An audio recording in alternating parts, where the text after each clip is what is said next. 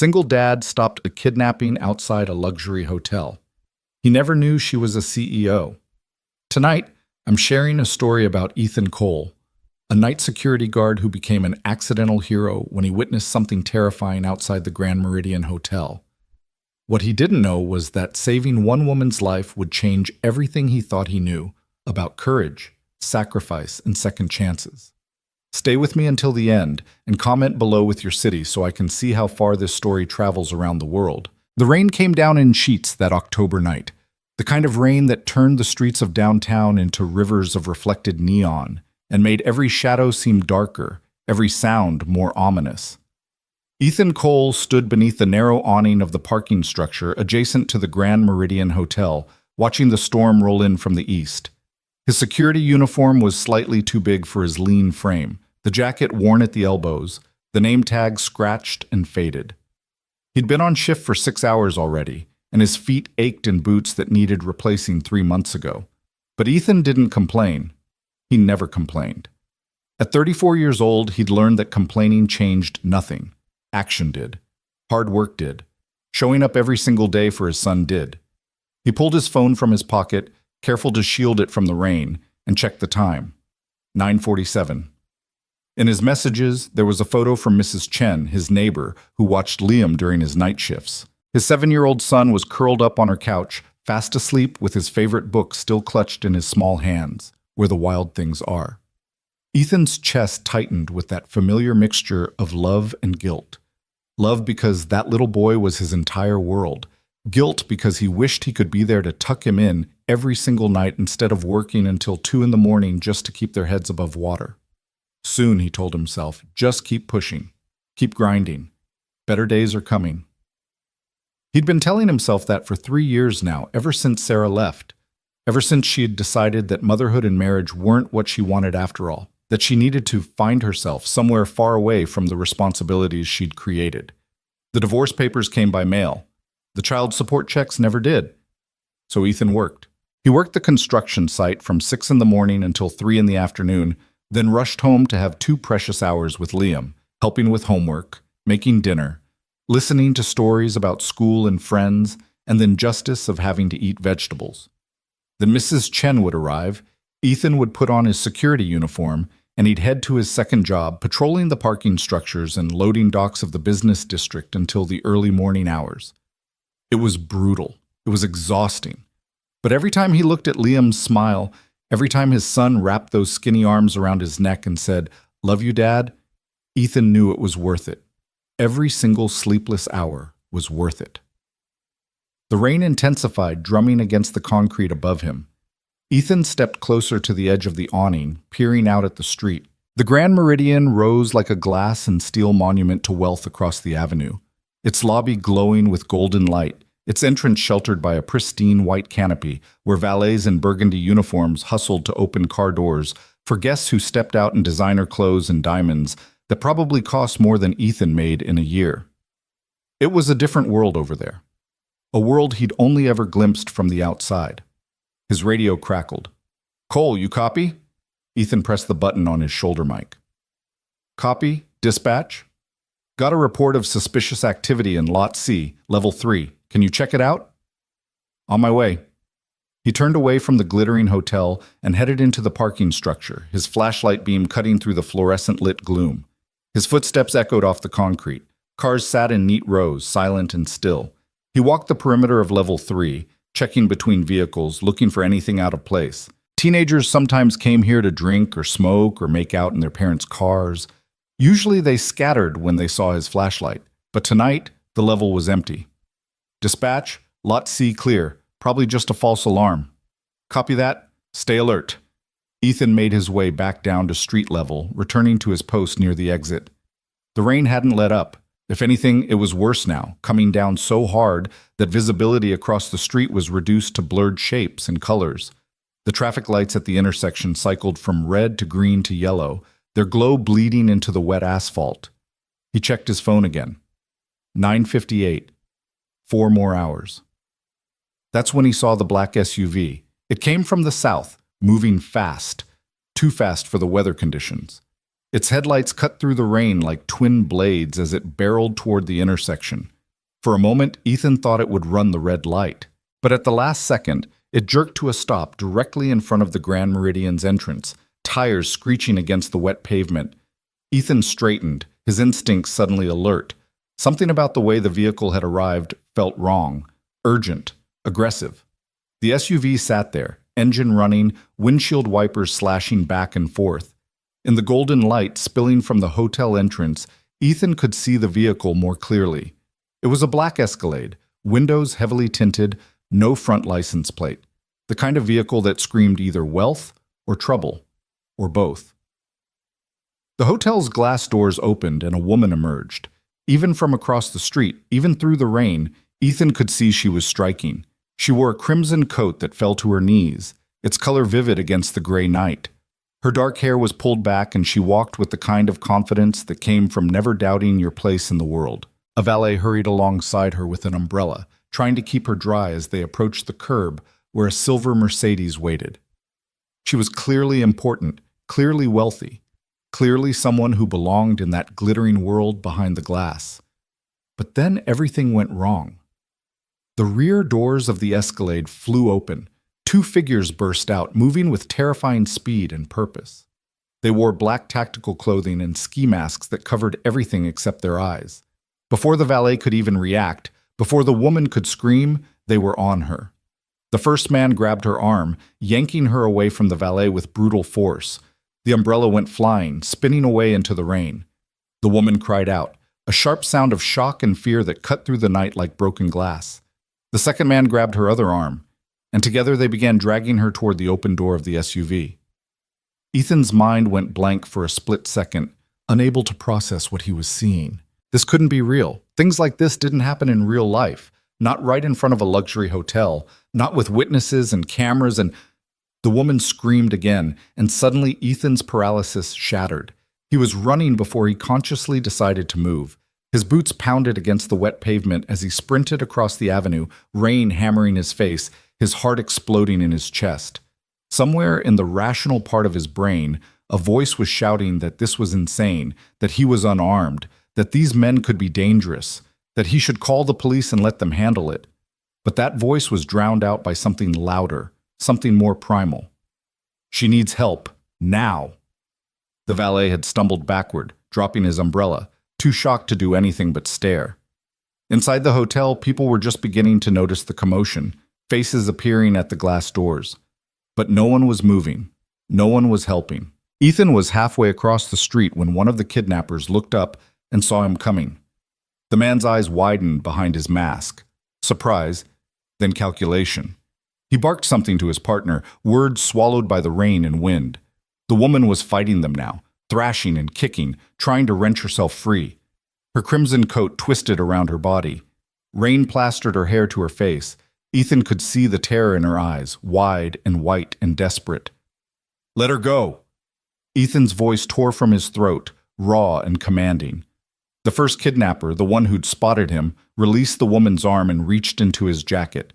Ethan saw the dark shape of a weapon emerging and didn't think, didn't slow, just changed his angle at the last possible moment. He slammed into the man with his full body weight, a textbook tackle that would have made his high school football coach proud. They went down hard on the wet pavement, the weapon skittering away across the sidewalk. Pain exploded through Ethan's shoulder where he'd made contact, but he ignored it, driving his weight down, trying to keep the man pinned. "Help!" he shouted toward the hotel. "Call the police! Call!"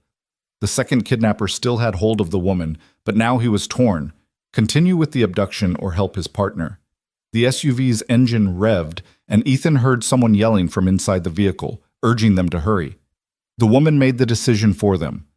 With a sudden burst of strength born from pure adrenaline and terror, she twisted in the second man's grip, bringing her elbow up and back with vicious force. It caught him in the throat. He gagged and loosened his hold just enough for her to tear free, stumbling backward into the rain. But freedom was fleeting. The man Ethan had tackled was stronger than he looked, and trained. He bucked upward, throwing Ethan off balance, then delivered a brutal punch to Ethan's ribs that drove the air from his lungs. Before Ethan could recover, the kidnapper was on his feet, and Ethan saw the flash of metal in his hand. Not a gun, A knife. "Should have minded your own business," the man snarled, his voice muffled by the mask. He lunged forward, the blade cutting through the rain-filled air. Ethan threw up his arm instinctively, defensive, and felt a line of white-hot fire open across his forearm as the knife sliced through his jacket and the skin beneath. Blood bloomed instantly, mixing with the rain running down his arm. But Ethan had grown up in rough neighborhoods. He'd been in fights before, back when he was younger and angrier at the world. He knew that the moment you showed weakness, the moment you backed down, you lost. So instead of retreating, he stepped forward into the attack. His right hand shot out, grabbing the man's wrist and twisting hard, redirecting the blade away from his body. At the same time, his left fist came up in a tight, brutal arc, catching the kidnapper square in the solar plexus. The man's breath exploded out in a whoosh of air, and his grip on the knife faltered. Ethan didn't give him time to recover. He twisted the wrist harder, forcing the knife to fall, then shoved the man backward into the side of the Escalade with enough force to dent the door panel. The kidnapper's head bounced off the metal with a hollow thunk, and his knees buckled. But there were still two of them, and now the second man was advancing on Ethan, fury radiating from every line of his body. The woman in the crimson coat had stumbled against the hotel's wall, breathing hard, her face pale with shock. "Run!" Ethan shouted at her. "Get inside! Go!" She didn't move, frozen in terror or shock or both. The second kidnapper rushed Ethan, faster than he expected. They collided like two freight trains, grappling, struggling for dominance. The man was trying to force Ethan back toward the street, toward the open door of the SUV. Ethan could smell cologne and cigarettes, and underneath it all, the copper tang of his own blood still flowing from the wound on his arm. They spun in a violent dance, rain pouring over both of them, feet slipping on the wet sidewalk. Ethan's back hit a parking meter, pain shooting up his spine. But he used the leverage to drive his knee up into the man's midsection. Once, twice, 3 times. The kidnapper's grip loosened. Ethan broke free, gasping, and delivered a wild haymaker that caught the man on the side of the jaw. The kidnapper staggered sideways, stunned. That's when Ethan heard the sirens. Distant, but growing closer. Someone had finally called the police. The SUV's horn blared. 3 sharp blasts. An order. An abort signal. The first kidnapper, the one with the knife, was already scrambling toward the open door, clutching his ribs, blood streaming from his nose. The second man hesitated for just a moment, looking between Ethan and the woman, calculating whether he could still complete the job. "Run!" Ethan shouted again, this time at the kidnappers, his voice hoarse and fierce. "Get out of here before I tear you apart." It wasn't smart. It wasn't tactical. But something in Ethan's eyes, some wild, reckless fury that came from 3 years of fighting just to survive, fighting to give his son a decent life, fighting against every obstacle the world threw at him, made the kidnapper think twice. The man turned and bolted for the SUV. Ethan started after him, but his legs suddenly felt like rubber and his vision swam. The adrenaline was wearing off, and he was becoming aware of how much his arm hurt, how hard he was breathing, how close he'd come to getting seriously hurt. Or worse. The Escalade's tires screamed against the wet pavement as the driver floored it, the vehicle fishtailing slightly before shooting forward into the intersection. It blew through the red light, nearly clipping a taxi, and disappeared into the rain-soaked night, its taillights fading like dying embers. And then there was silence. Just the rain, the wind, the approaching sirens. Ethan stood in the middle of the sidewalk, water streaming down his face, his arm throbbing with hot pulses of pain, his entire body shaking with spent adrenaline. His torn jacket hung open, blood soaking through the sleeve. His boots were scuffed and dirty. He looked like he'd been through a war. Slowly, he turned toward the woman. She was still pressed against the hotel's wall, her crimson coat soaked through, her dark hair hanging in wet tangles around her face. Rain and blood, he wasn't sure whose, streaked across her cheek. Her chest heaved with rapid, panicked breaths, and her hands were shaking violently. But her eyes, dark, intelligent, fierce, were locked on him. For a long moment, neither of them moved. The world seemed to hold its breath. Then her legs gave out. Ethan lunged forward, catching her before she hit the pavement. She collapsed into his arms, trembling uncontrollably, and he held her, one hand cradling the back of her head, the other supporting her weight as best he could despite his own injuries. "You're okay," he murmured, his voice rough but gentle. "You're safe now. I've got you." She didn't speak, just gripped his jacket with shaking fingers, her face pressed against his chest. He could feel her heart racing, could feel the tremors running through her body. The hotel doors burst open, and suddenly there were people everywhere, valets, security guards, hotel staff, all rushing forward with questions and exclamations and shock written across their faces. Someone threw a blanket over the woman's shoulders.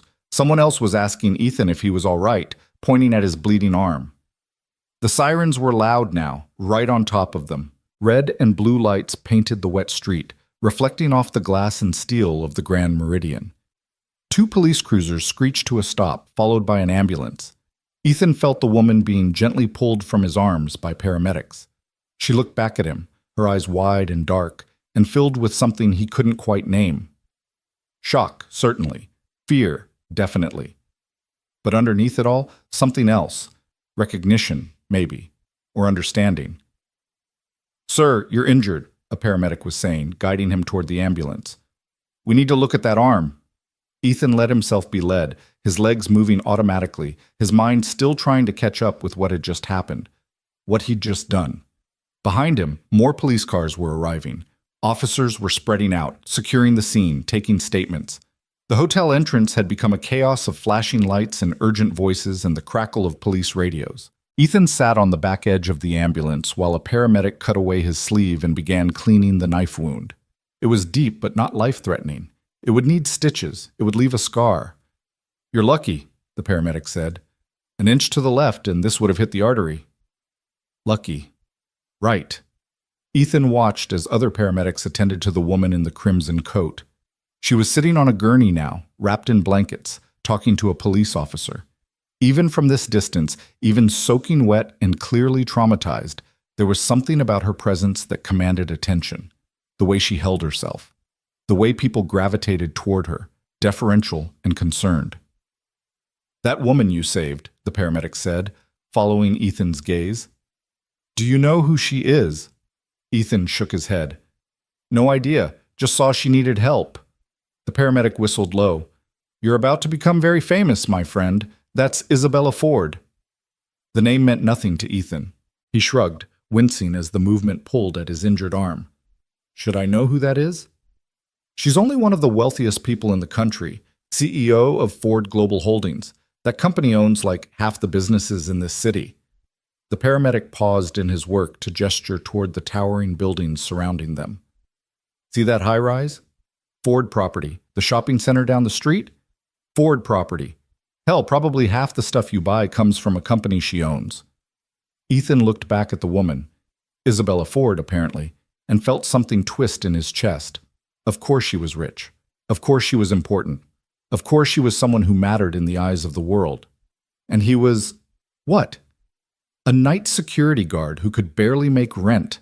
A single dad who bought generic cereal and shopped at thrift stores and drove a car that was older than some of his coworkers. 2 different worlds that should never have collided.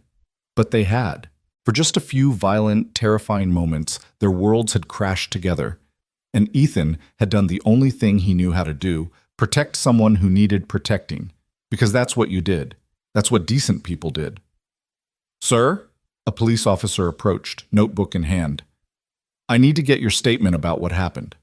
Ethan nodded and began recounting the events, keeping his voice steady and factual. He described the SUV, the 2 men, the attempted abduction, the brief fight. He described it the way he might describe a scene from a movie, detached and objective, as if it had happened to someone else. Because if he thought too hard about what he'd actually done, running toward danger instead of away from it, fighting armed men with nothing but his bare hands, putting himself between evil and an innocent person, he might start shaking and never stop. More officers arrived. Someone from the hotel management appeared, wringing his hands and apologizing profusely. Reporters began gathering at the edge of the police perimeter, cameras hoisted on shoulders, sensing a story. Through it all, Ethan kept glancing at Isabella Ford. She was being loaded into an ambulance now, still wrapped in blankets, surrounded by what looked like private security personnel who'd arrived in black SUVs, the good kind this time. She was talking on a phone, her voice too quiet to hear from this distance, but her gestures were animated, urgent. Right before they closed the ambulance doors, she looked across the chaotic scene and found him. Their eyes met. She mouthed something, maybe "thank you," maybe something else. And then the doors closed and the ambulance pulled away, lights flashing but no siren, disappearing into the wet night. And Ethan was left standing there in his torn, bloody uniform, wondering what the hell he'd just gotten himself into. "Mr. Cole?" Another officer approached. "We're going to need you to come down to the station to make a formal statement, and we'll need photographs of your injuries for evidence." "I need to call my neighbor," Ethan said. "My son. I need to let her know I'll be late." "Of course, take your time." Ethan pulled out his phone with trembling hands and dialed Mrs. Chen's number. She answered on the second ring, her voice concerned. "Ethan, is everything okay?" "I'm fine, Mrs. Chen, but I'm going to be really late tonight. There was an incident at work." "Nothing serious," he lied, "but the police need me to answer some questions. Is it okay if Liam stays with you until morning? I'll come get him as soon as I can." Of course, he's fast asleep. Don't worry about him. You be safe." "Thank you. I owe you."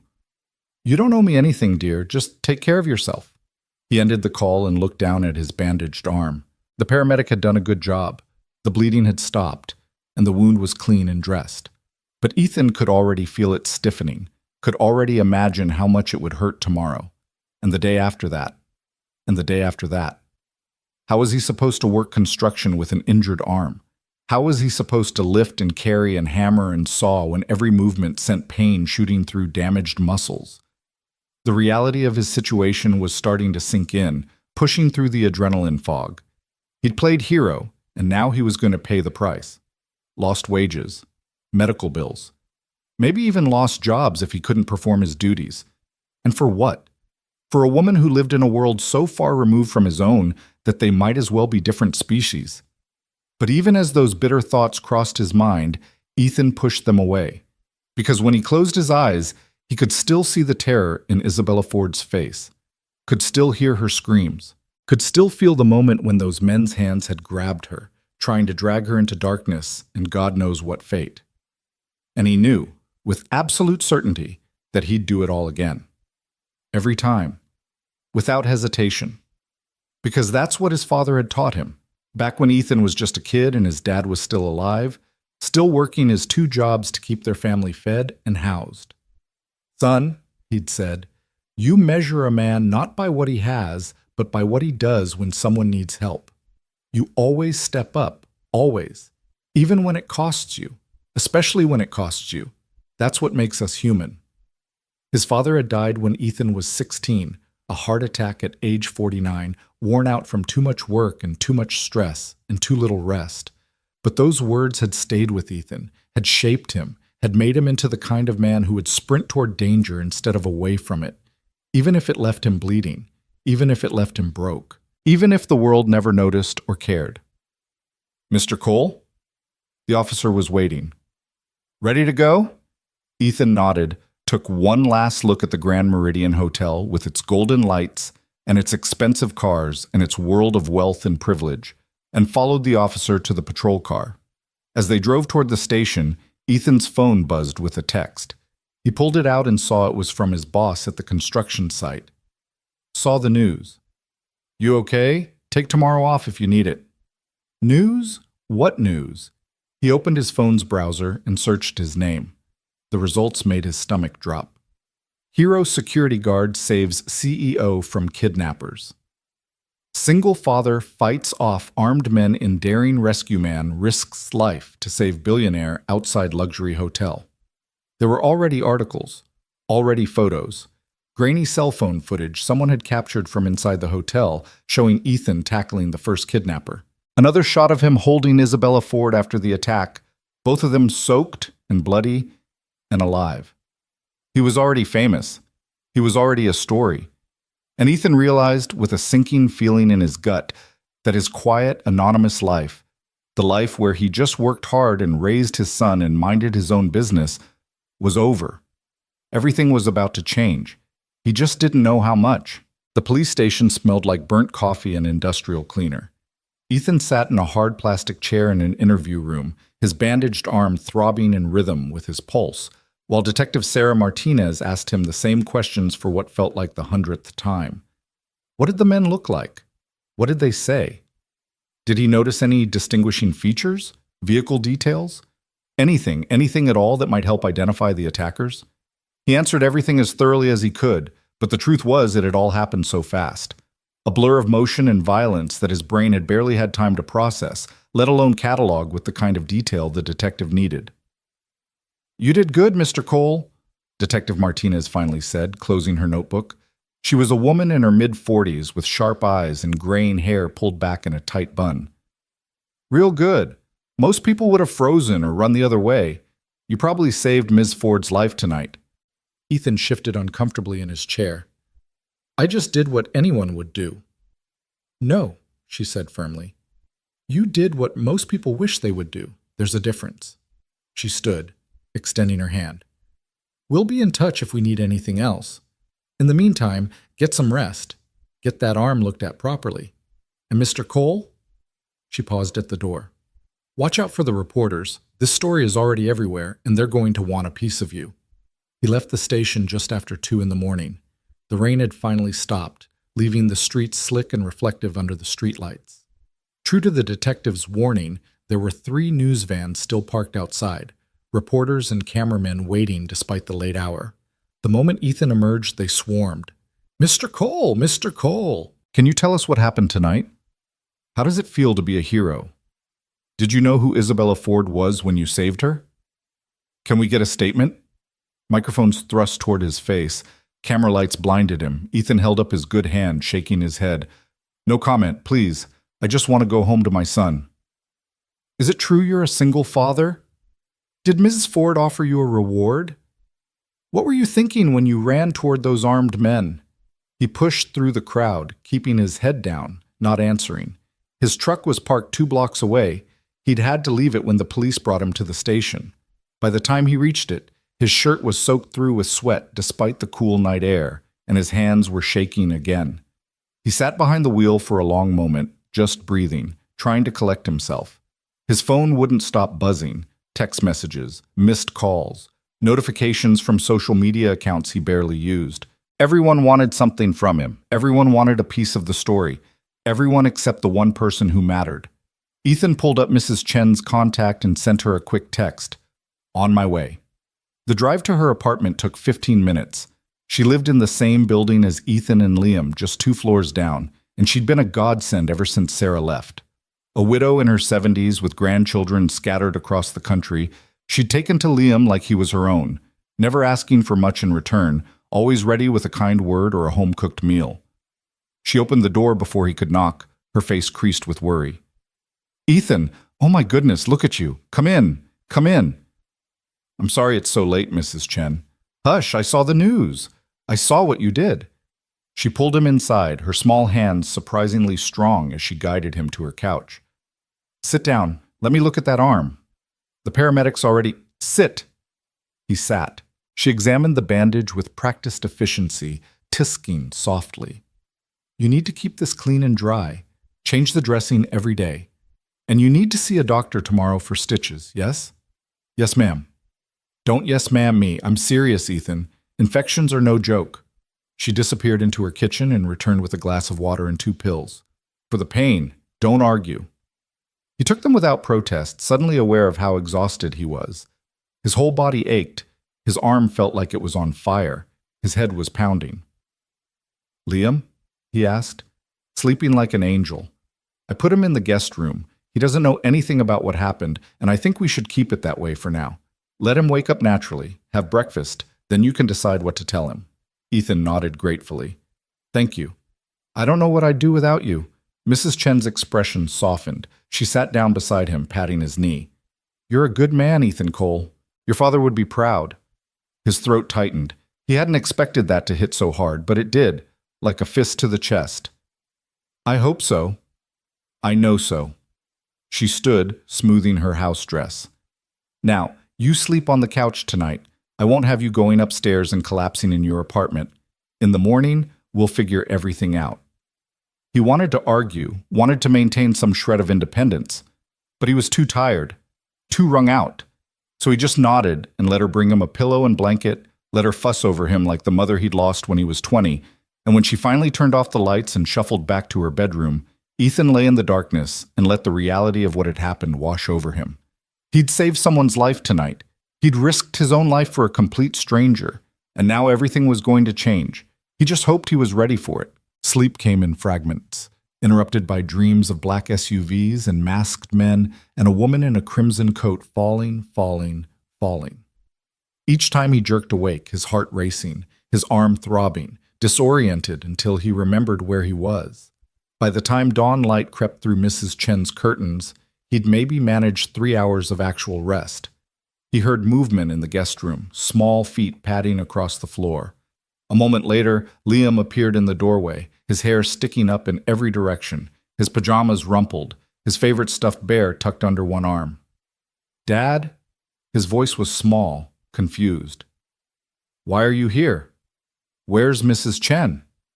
Ethan sat up, wincing as the movement pulled at his injured arm. "Hey, buddy, come here." Liam crossed the room and climbed onto the couch, snuggling against Ethan's good side. He smelled like Mrs. Chen's lavender laundry detergent and the strawberry shampoo Ethan bought because it was Liam's favorite. "I had to work really late last night," Ethan said carefully. "So Mrs. Chen let me crash here instead of going all the way upstairs. You sleep okay?" "Uh-huh." Liam's eyes found the bandage on Ethan's arm, and they went wide. "Dad, what happened to your arm?" "Oh, this? Just a little accident at work. Nothing serious." "Does it hurt?" "A little bit. But I'll be fine." Liam's lower lip trembled. "You promise?" Ethan pulled his son closer, pressing a kiss to the top of his head. "I promise, Liam. I'm okay.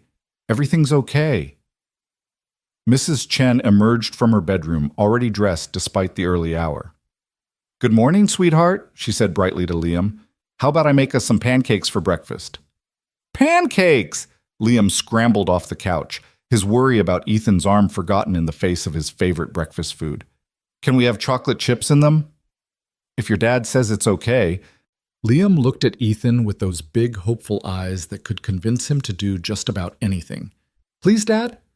"Chocolate chip pancakes sound perfect, buddy." While Mrs. Chen and Liam headed to the kitchen, Ethan checked his phone. The number of notifications had multiplied overnight. His voicemail was full. His inbox was overflowing. And there, near the top of his messages, was one from an unknown number that made him pause. "Mr. Cole, this is Marcus Webb, head of security for Ms. Isabella Ford. She would like to speak with you at your earliest convenience. Please call me at this number to arrange a meeting. It's important." Ethan stared at the message for a long moment. Part of him wanted to delete it, to pretend last night had been a dream, to just go back to his normal life of work and bills and bedtime stories. But he knew that wasn't possible anymore. The world had shifted, and there was no putting it back the way it was. He glanced toward the kitchen, where he could hear Liam chattering excitedly about something that happened at school yesterday, Mrs. Chen responding with warm enthusiasm. His son was happy, safe, loved. That was all that mattered. Ethan typed a quick response. "I can meet today if needed. Let me know when and where." The reply came almost instantly. 2 p.m. The Mary's Hospital, private wing. Ask for Ms. Ford's room at the main desk. "Thank you, Mr. Cole." Hospital. Right. Isabella Ford had been taken to the hospital last night. He'd been so focused on his own situation, on getting through the police interviews and getting home to Liam, that he hadn't really thought about how she was doing. Had she been injured? Was she okay? The guilt settled in his stomach like a stone. Breakfast was a warm, domestic affair that felt surreal given everything that had happened. Liam ate his pancakes with such enthusiasm that he got chocolate on his nose, making both Ethan and Mrs. Chen laugh. For those few minutes, sitting at her small kitchen table with morning sunlight streaming through the windows, Ethan could almost pretend everything was normal. But then his phone rang. He checked the caller ID and grimaced. It was Jerry, his supervisor at the construction site. Ethan stepped into the living room to take the call. Jerry, hey. Ethan, Jesus Christ, man, are you okay? I've been seeing your face all over the news this morning. They're calling you a hero. I'm fine, just a cut on my arm. I'll be back to work as soon as. No, no, no. Take the week off. Paid. Don't argue with me on this. Jerry's voice was firm but kind. You saved someone's life, Ethan.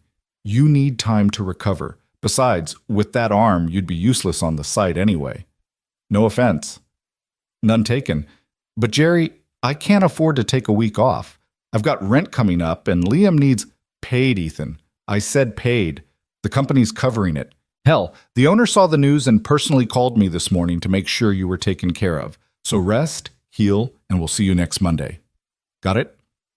Ethan felt something loosen in his chest. Yeah, got it. Thanks, Jerry. Thank you. What you did was incredible. Really incredible. After the call ended, Ethan stood in Mrs. Chen's living room, staring at his phone. A paid week off. That was one problem solved, but he still had his night security job, and he doubted he'd be getting the same accommodation there. He'd have to call them, explain the situation, hope they'd understand. Dad? Liam appeared beside him, syrup still on his chin. Can we go to the park today, please? Ethan checked the time, 9:30 in the morning. He had to meet Isabella Ford at 2. That gave him a few hours. Yeah, buddy, let's go to the park. Liam's face lit up like Christmas morning. Yes, can I bring my soccer ball? Of course. They went upstairs to their apartment so Ethan could shower and change. The wound on his arm made everything difficult. He had to keep it dry, had to move carefully, had to bite back curses when he accidentally pulled it the wrong way. But he managed, eventually emerging in clean jeans and a t-shirt that hid the bandage under its sleeve. The park was only a few blocks away. A small patch of green with a playground, a basketball court, and an open field where kids played soccer and threw frisbees. On a Saturday morning, it was busy with families enjoying the post-storm sunshine. Ethan and Liam found an empty spot on the grass, and Liam immediately started kicking his soccer ball around, his energy boundless in that way only 7-year-olds could manage. Ethan sat on a bench nearby, content to watch his son play, soaking in this moment of normalcy. But normalcy was short-lived. Excuse me, are you Ethan Cole? He looked up to find a young woman standing there with her phone out, her expression eager. I am. Can I help you? Oh my God, you are. I saw you on the news this morning. What you did was amazing. Can I take a picture with you? My friends are never going to believe this. Before Ethan could respond, she was handing her phone to a nearby stranger and positioning herself next to him, her arm around his shoulders. The camera flashed. Thank you so much. You're a real hero. She hurried off, already typing on her phone. Ethan sat there, stunned. This was going to be his life now, wasn't it? People recognizing him, wanting pictures, treating him like some kind of celebrity when all he'd done was help someone in trouble. Over the next hour, it happened 3 more times. Different people, same excitement, same requests for photos. By the 4th time, Liam had noticed and come running over. Dad, why does everyone want pictures with you? Ethan pulled his son onto his lap, suddenly feeling very tired. Something happened at work last night, Liam. I helped someone who was in trouble and I guess people saw it on the news. What kind of trouble?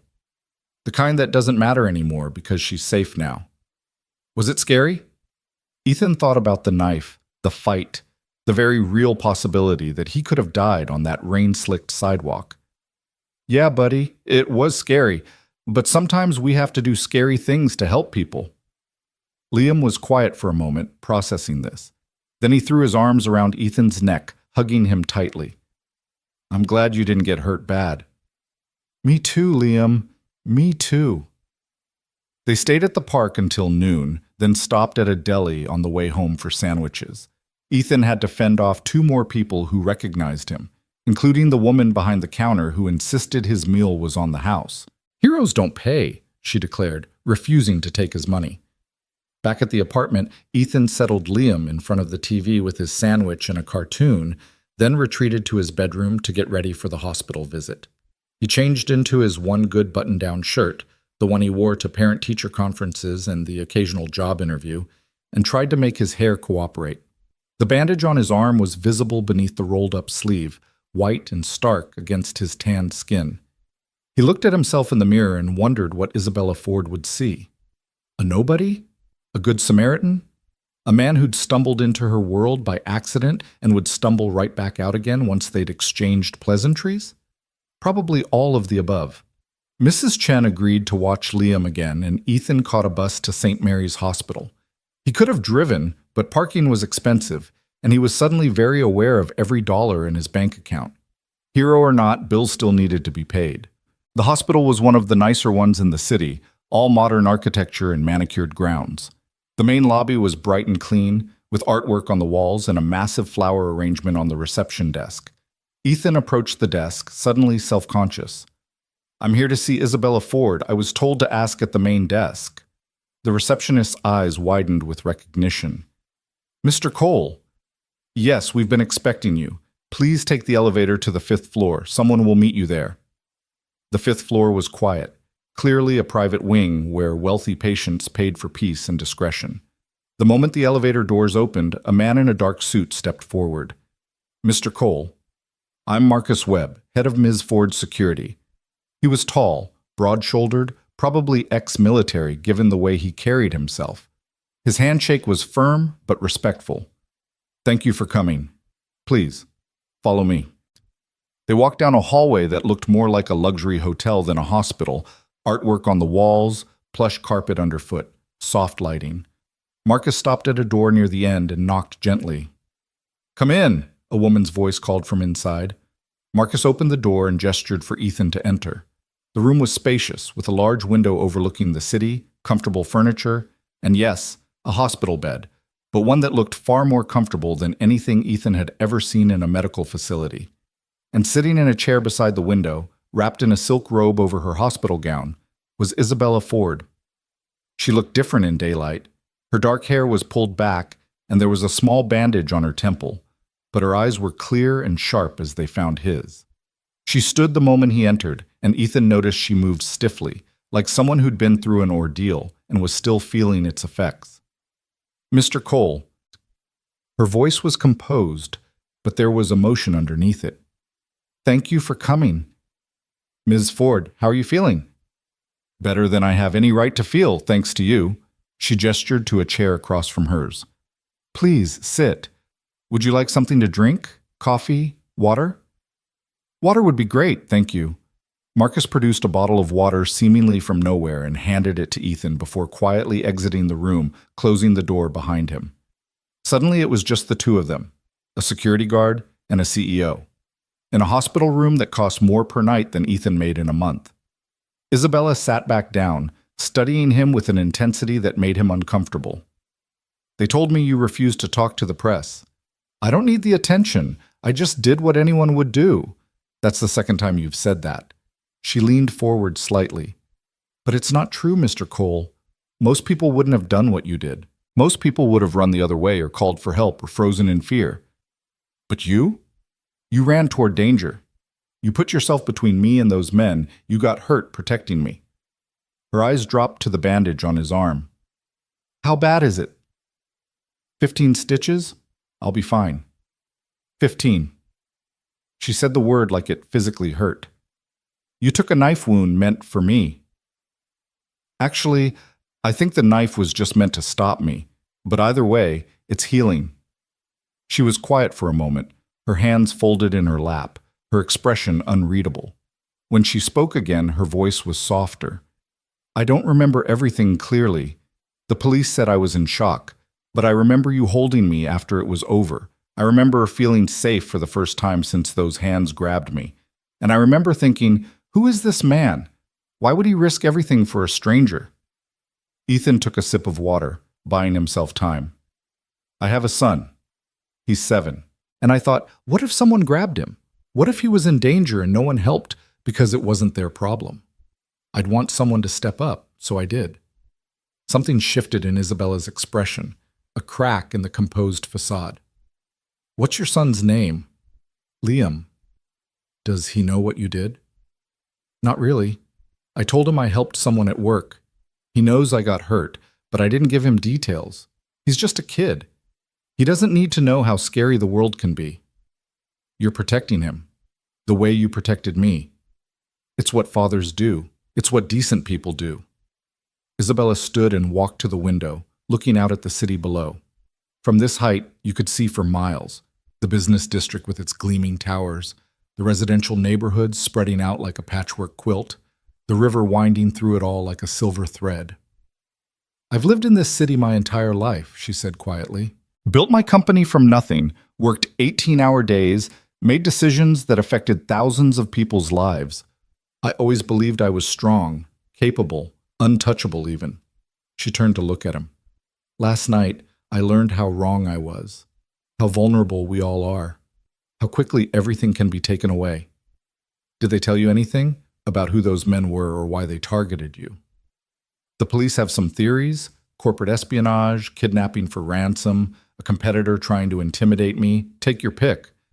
I've made enemies in my career. That's the cost of success in my world." Her jaw tightened. "But they almost succeeded. If you hadn't been there, if you hadn't acted—" She trailed off, unable or unwilling to finish the thought. "But I was there. And you're safe. Because of you." She returned to her chair, sitting down with the careful movements of someone still healing. "The press is calling you a hero. My board of directors wants to give you a medal. My security team wants to hire you. Everyone has an opinion about what should happen next." She paused. "But none of them asked what you want." Ethan blinked, surprised. "What I want?" "Yes. You saved my life, Mr. Cole. That creates a debt I can never truly repay. But I'd like to try. So tell me, what do you want?" It was such a strange question. What did he want? He wanted Liam to grow up happy and safe. He wanted to stop worrying about money every single day. He wanted to sleep through the night without nightmares. He wanted— "I don't want anything," he said finally. "I mean, I appreciate the offer, but I didn't help you to get something out of it." "I know that, which is exactly why I want to help you." Isabella's gaze was unwavering. "I've already looked into your situation. I hope you'll forgive the intrusion, but I needed to understand who you are. Single father, working 2 jobs to make ends meet, barely scraping by despite working yourself to exhaustion. Your son attends public school where the classrooms are overcrowded and the programs are underfunded. You're 3 months behind on your truck payment and 2 months behind on medical bills from when Liam had pneumonia last winter." Ethan's face flushed with embarrassment and anger. "You had no right." "You're right. I didn't. But I needed to know." She leaned forward, her expression earnest. "Do you know what I see when I look at you, Mr. Cole? I see someone who embodies everything I claim my company stands for: integrity, courage, putting others first. But while I talk about those values in boardrooms and at charity galas, you actually live them. Every single day. Ms. Ford, please let me finish." She took a breath. "I want to offer you a job. Not as security, not as some token gesture to make myself feel better. I want you to head my new public safety foundation. It's an initiative I've been planning for months, providing resources and training for people who want to help their communities, funding neighborhood watch programs, supporting first responders. I need someone to run it who actually understands what it means to protect people, someone who doesn't do it for glory or recognition, but because it's the right thing to do." Ethan stared at her, trying to process what she was saying. "You want me to run a foundation? The salary would be $150,000 a year, plus benefits, full health insurance for you and Liam, a company car, paid vacation, everything you need to actually have a life instead of just surviving." She pulled a folder from the table beside her chair and handed it to him. "This is a formal offer. Take it home. Think about it. Talk to your son. But know that this isn't charity, Mr. Cole. This is me recognizing talent and character when I see it. You'd be earning every penny." Ethan opened the folder with shaking hands. The number at the top of the contract made his vision blur. $150,000. That was more than he made at both his jobs combined. That was a life. A real life. "I don't have experience running anything," he said, his voice rough. "I'm just a guy who shows up and does the work." And that's exactly what this job needs. Not another corporate executive who sees it as a line on their resume. Someone who genuinely cares. Isabella's expression softened. I almost died last night, Mr. Cole. That kind of experience changes your perspective. I've spent my whole life building my company, accumulating wealth and power, but what does any of it matter if I'm not using it to actually help people? You reminded me what real courage looks like, what real goodness looks like. Let me try to do something meaningful with that reminder. Ethan looked down at the contract, then back up at her. Why do I feel like you're the one saving me now? Because maybe we both needed saving, just in different ways. They sat in silence for a moment, the weight of the offer hanging between them. Outside the window, the city continued its endless motion, cars and people and lives intersecting and diverging in the great dance of existence. Somewhere down there, Liam was probably playing with Mrs. Chen, happy and oblivious to how dramatically his father's life was about to change. Can I really think about it? Ethan asked. This is overwhelming. I know.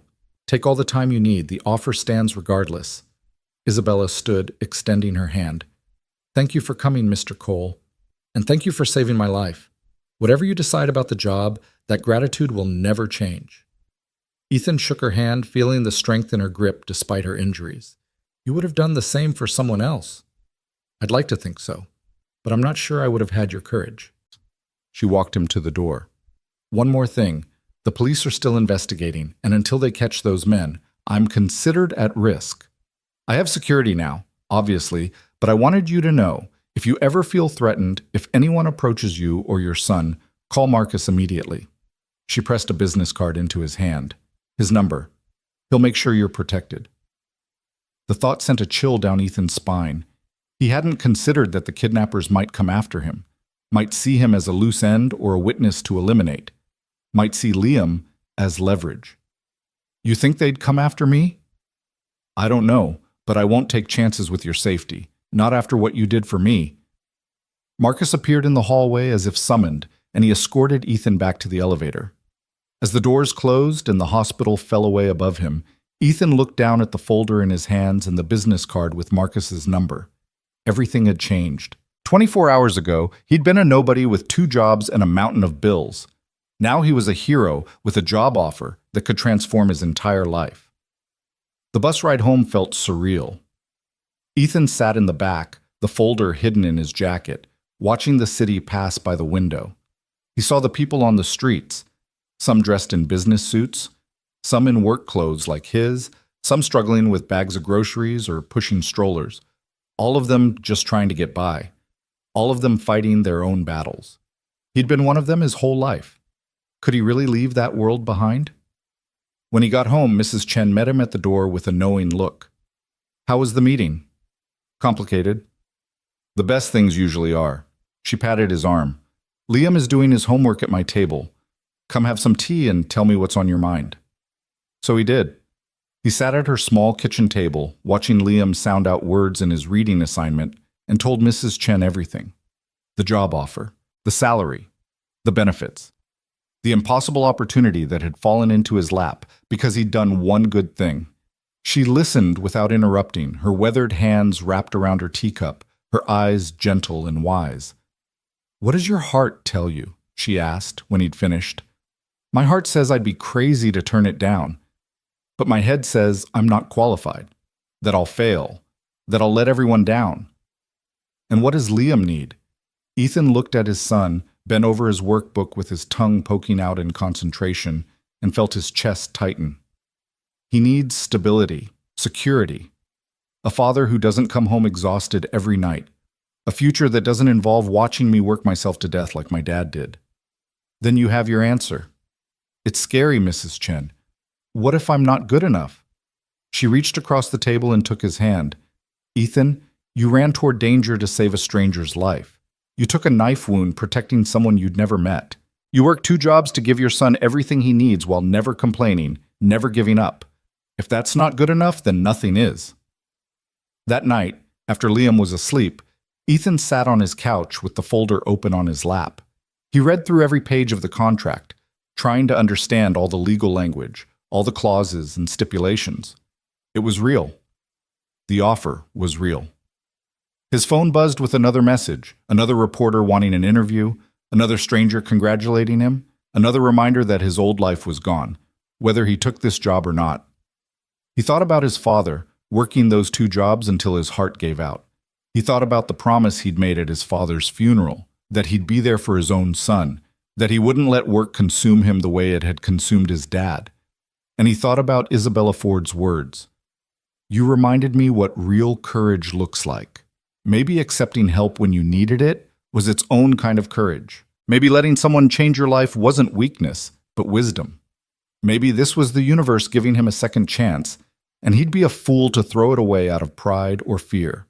Ethan pulled out his phone and typed a message to the number on Isabella's business card. Ms. Ford, this is Ethan Cole. I've thought about your offer. If it's still available, I'd like to accept. When can I start? The response came within minutes. Monday morning. Welcome to the team, Mr. Cole. You're going to change a lot of lives, starting with your own. Ethan set the phone down and looked around his small apartment, the secondhand furniture, the water stain on the ceiling he'd been meaning to fix, the stack of past due bills on the counter. This had been his life for 3 years, his entire world. But not anymore. He walked to Liam's bedroom and stood in the doorway, watching his son sleep. In the dim glow of the nightlight, Liam looked so small, so innocent, so full of possibility. Things are going to be different now, buddy, Ethan whispered. Better, I promise. And for the first time in a very long time, Ethan Cole believed in promises again. Monday morning arrived with the kind of crisp autumn air that made everything feel new and possible. Ethan stood in front of his bathroom mirror, adjusting his tie for the third time. He'd bought it yesterday at a discount store, navy blue with thin silver stripes, along with 2 dress shirts and a pair of slacks that actually fit properly. The clothes had cost more than he usually spent in a month, but Mrs. Chen had insisted, pressing $200 into his hand despite his protests. You're starting a new life, she'd said firmly.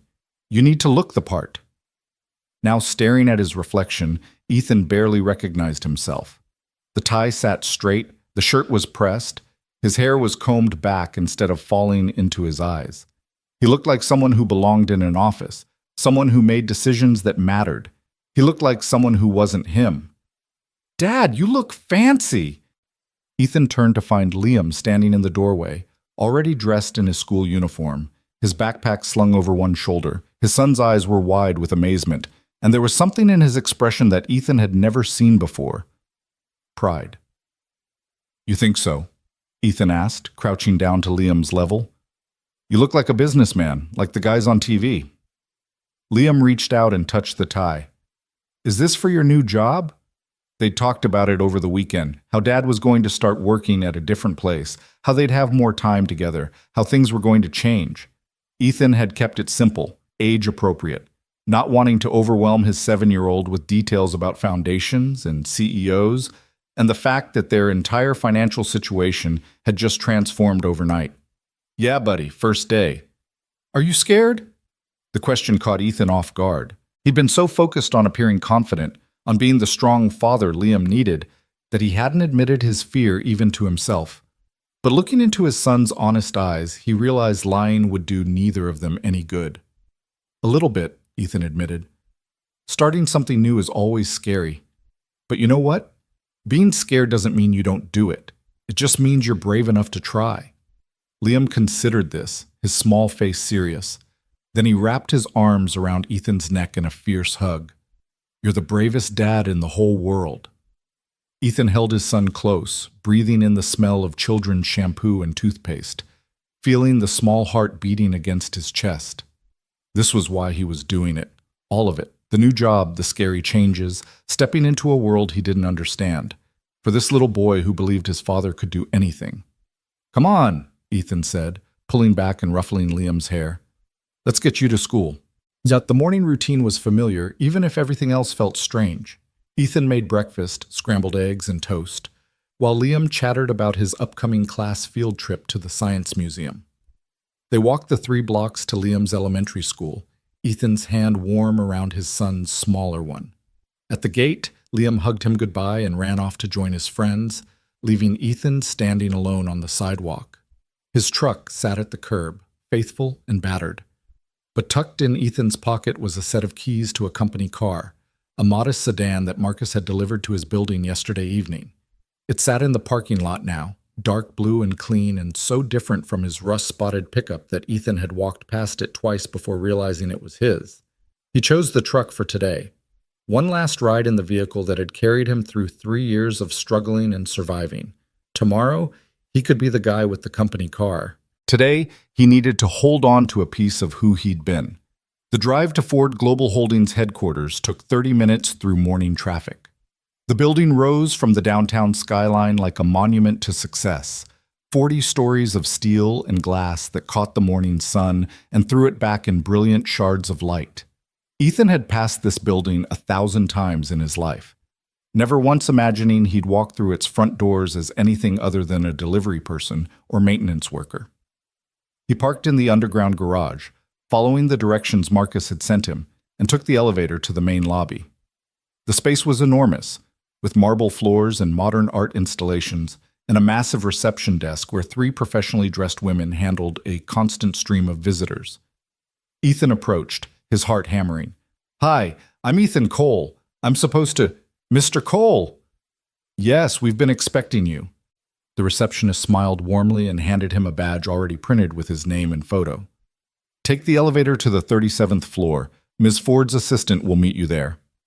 The elevator was glass-walled, offering a dizzying view of the city as it climbed. Ethan watched the streets fall away below, watched the world get smaller, and tried to steady his breathing. He could do this. He'd faced armed kidnappers. He could handle an office job. The doors opened on the 37th floor to reveal a space that screamed executive privilege. Thick carpet, hushed voices, the subtle scent of expensive coffee. A woman in her 50s with silver hair and a no-nonsense expression stood waiting. "Mr. Cole, I'm Patricia Reeves, Ms. Ford's executive assistant. Welcome to Ford Global Holdings." Her handshake was brisk and businesslike. "Ms. Ford is finishing a conference call, but she asked me to show you around first. This way, please." Patricia led him through a maze of corridors, pointing out conference rooms and break areas and offices occupied by people who looked far more qualified than Ethan felt. Everyone they passed stared at him, some with curiosity, some with recognition, all with interest. Word had clearly spread about who he was and why he was here. "This will be your office," Patricia said, opening a door near the end of the hallway. Ethan stepped inside and felt his breath catch. It wasn't huge, but it was bigger than his apartment's living room. Windows overlooked the city. A desk made of dark wood sat in the center with a leather chair behind it and a computer already set up. Bookshelves lined one wall, empty and waiting to be filled. On the desk sat a welcome basket filled with office supplies and a card that read, "Welcome to the team, IF." "Ms. Ford wanted you to have everything you need to get started," Patricia said. "Your computer login is in that envelope on the desk.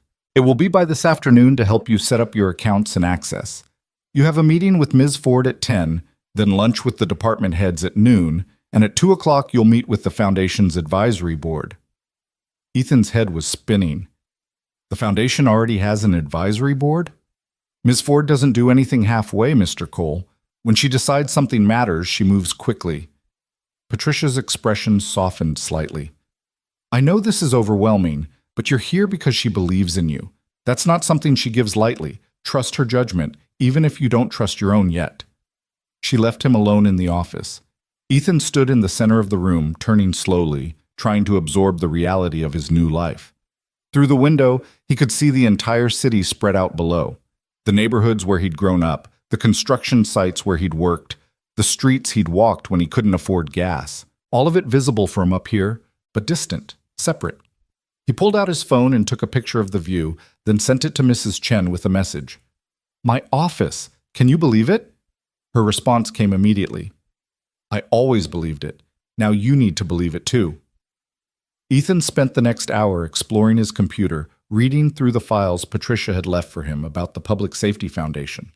The scope was impressive: partnerships with police departments, funding for community programs, grants for neighborhood watch groups, training initiatives for civilians who wanted to help keep their communities safe. It was ambitious and meaningful, and exactly the kind of work that could actually make a difference. It was also terrifying in its scope. How was he supposed to manage all of this? At 10 o'clock sharp, Patricia appeared at his door. "Miss Ford is ready for you." Isabella's office was at the far end of the floor, taking up an entire corner with floor-to-ceiling windows that offered panoramic views. She stood when he entered, moving with less stiffness than she had at the hospital. The bandage was gone from her temple, leaving just a small mark that makeup mostly covered. "Ethan." She smiled, and it transformed her face from merely beautiful to genuinely warm. "How are you settling in?" "Still trying to convince myself this is real," he admitted. "I felt the same way my first day here. Of course, that was 30 years ago, and the building was half this size." She gestured to the chairs by her window. "Sit. Let's talk before your schedule gets crazy." He sat, and she joined him, both of them looking out at the city rather than at each other. It made the conversation feel less formal, more genuine. "I want to be honest with you about something," Isabella said. "When I offered you this job, it wasn't just gratitude, though that's certainly part of it. I've been planning this foundation for 2 years, but I couldn't find the right person to lead it. Every candidate was qualified on paper, business degrees, management experience, impressive resumes, but none of them understood what it actually means to protect people, to sacrifice for strangers, to put yourself on the line because it's right, not because it's profitable. And you think I understand that? I know you do. I watched you do it." She turned to look at him directly. "I'm not going to lie and say this will be easy. You're going to have moments where you feel completely out of your depth, where you question every decision, where you wonder if I made a mistake choosing you." "I'm already there," Ethan said quietly. "Good. That means you're taking it seriously." Isabella's expression was earnest. "But here's what I know that you don't know yet. Character can't be taught. Integrity can't be trained. You either have it or you don't. And you have it, Ethan. Everything else, the management skills, the business knowledge, the political navigation, those can be learned. Patricia will help you. Marcus will help you. I'll help you. You're not alone in this." "Why does this matter so much to you?" Ethan asked. "You could have just sent me a check and called it even." Isabella was quiet for a long moment, her gaze distant. "My father built this company from nothing. He was a good man, principled and fair, but he died when I was 23 and suddenly everything fell to me. I spent the next 3 decades proving I deserved to be here, that I wasn't just riding on his legacy. I made this company bigger, more profitable, more powerful." She paused. "But somewhere along the way, I forgot why it mattered. I forgot that money and success mean nothing if you're not using them to make the world better. That night, when those men grabbed me, all I could think was, this is how it ends. This is my legacy. A headline about a kidnapping. And then you appeared. I was just in the right place. No, you were the right person." She turned to face him fully. "You reminded me what courage looks like when it's not calculated or strategic. You showed me that some people still act on pure instinct to help others, even when it costs them everything. I want to build something that honors that creates more people like you." The weight of her words settled in Ethan's chest. This wasn't just a job. This was Isabella Ford's attempt to reclaim her own sense of purpose, and he was somehow central to that journey. "I won't let you down," he said, and meant it with every fiber of his being. "I know." She stood, extending her hand. "Now come on. We have department heads to meet, and they're going to want to size you up. Fair warning, some of them think I'm crazy for hiring someone without traditional credentials. Prove them wrong." The lunch meeting was held in a private dining room on the executive floor. Ethan found himself seated at a long table with 7 other people, vice presidents and directors with titles he barely understood. They were professional and polite, but he could feel their skepticism like a physical presence in the room. "So, Mr. Cole," said a man named Richard Chen, VP of Operations, "tell us about your background in nonprofit management." "I don't have one," Ethan said honestly. "I have a background in showing up and doing the work that needs to be done, and looking out for people who need looking out for. Ms. Ford seems to think that's what this foundation needs." "With all due respect," said a woman named Jennifer Martinez, Director of Community Relations, "running a multi-million-dollar initiative requires more than good intentions. It requires strategy, budgeting, stakeholder management, all of which he'll learn," Isabella interrupted smoothly. She'd joined them halfway through the meal, taking her seat at the head of the table with the casual authority of someone who'd never doubted her right to be there. "And all of which are meaningless without the right foundation. Ethan understands the communities we're trying to serve because he's lived in them. He understands the stakes because he's risked everything to protect a stranger. That's not something you can teach in business school. But Ms. Ford, Richard started. Richard, do you remember why you joined this company? Isabella's voice was gentle but firm. You told me in your interview that you wanted to work somewhere that made a difference, that actually helped people instead of just maximizing shareholder value. That's exactly what Ethan is here to do. Give him a chance to prove himself before you dismiss him. The room fell silent. Ethan could feel eyes on him, measuring, judging, waiting to see if he'd crack under the pressure. I know I have a lot to learn, Ethan said, looking around the table. And I'm not going to pretend I know everything about running a foundation or managing budgets or whatever else this job requires, but I do know what it's like to work 3 jobs and still worry about keeping the lights on. I know what it's like to live in neighborhoods where people are scared to let their kids play outside. I know what it's like to see someone in trouble and have to decide in a split second whether you're the kind of person who helps or the kind who looks away.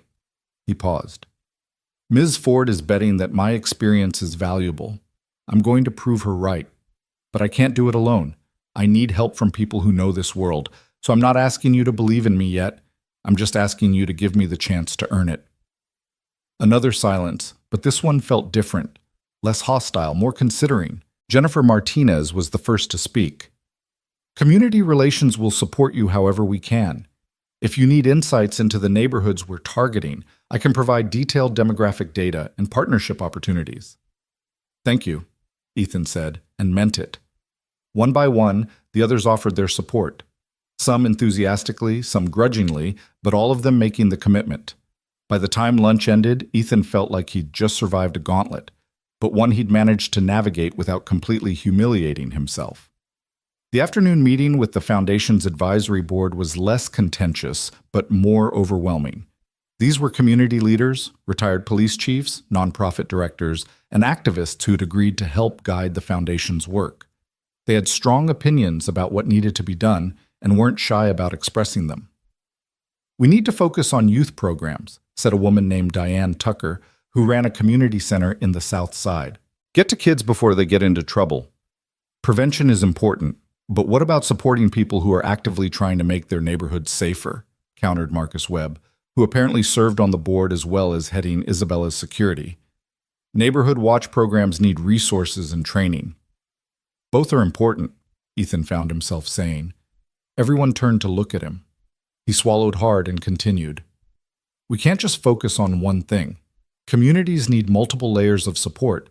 Programs for kids, yes, but also resources for adults who want to help. Better relationships between residents and police, improved street lighting and safety infrastructure. It all works together. Exactly, said a retired police captain named James Rodriguez. Security isn't just about law enforcement. It's about creating environments where people feel safe and empowered. The meeting lasted 2 hours, and by the end, Ethan's head was swimming with ideas and initiatives and partnerships. But underneath the overwhelm, he felt something else: excitement. This work mattered. It could actually change lives. When he finally made it back to his office at 4:30, Patricia was waiting with a stack of folders. These are the grant applications we've received so far. You'll need to review them and decide which ones to fund. There's also a request for you to speak at a community forum next week, and 3 interview requests from local news stations. Ethan stared at the pile. All of this today? Welcome to executive life, Mr. Cole. The work never stops. But she smiled as she said it, taking some of the sting out. Don't try to do it all at once. Prioritize. Delegate. And don't be afraid to ask for help. She left, and Ethan sat behind his desk, looking at the folders and the computer and the view of the city beyond his window.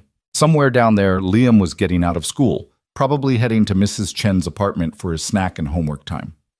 In a few hours, Ethan would pick him up, and they'd have dinner together, and for the first time in 3 years, Ethan wouldn't have to rush off to a second job afterward. He pulled out his phone and sent Liam a quick text. How was school, buddy? The response came quickly. Good. We learned about planets. When are you coming home? 6 o'clock. Want to get pizza for dinner? Yes, yes, yes! Ethan smiled and set the phone down. Then he opened the first folder and started reading about a neighborhood watch program that needed funding for communication equipment and training. The proposal was well written and clearly thoughtful. The neighborhood was one Ethan knew, had lived near for 2 years before finding his current apartment. He could picture the streets they were trying to protect, could imagine the families who lived there, working hard and trying to keep their kids safe in a world that sometimes felt more dangerous every day. He marked the application for approval and moved on to the next one. The week passed in a blur of meetings and learning and moments where Ethan felt completely out of his depth, followed by moments where everything suddenly clicked into place. Patricia became his lifeline, appearing at his office door whenever he looked particularly lost to offer guidance or connect him with someone who could help.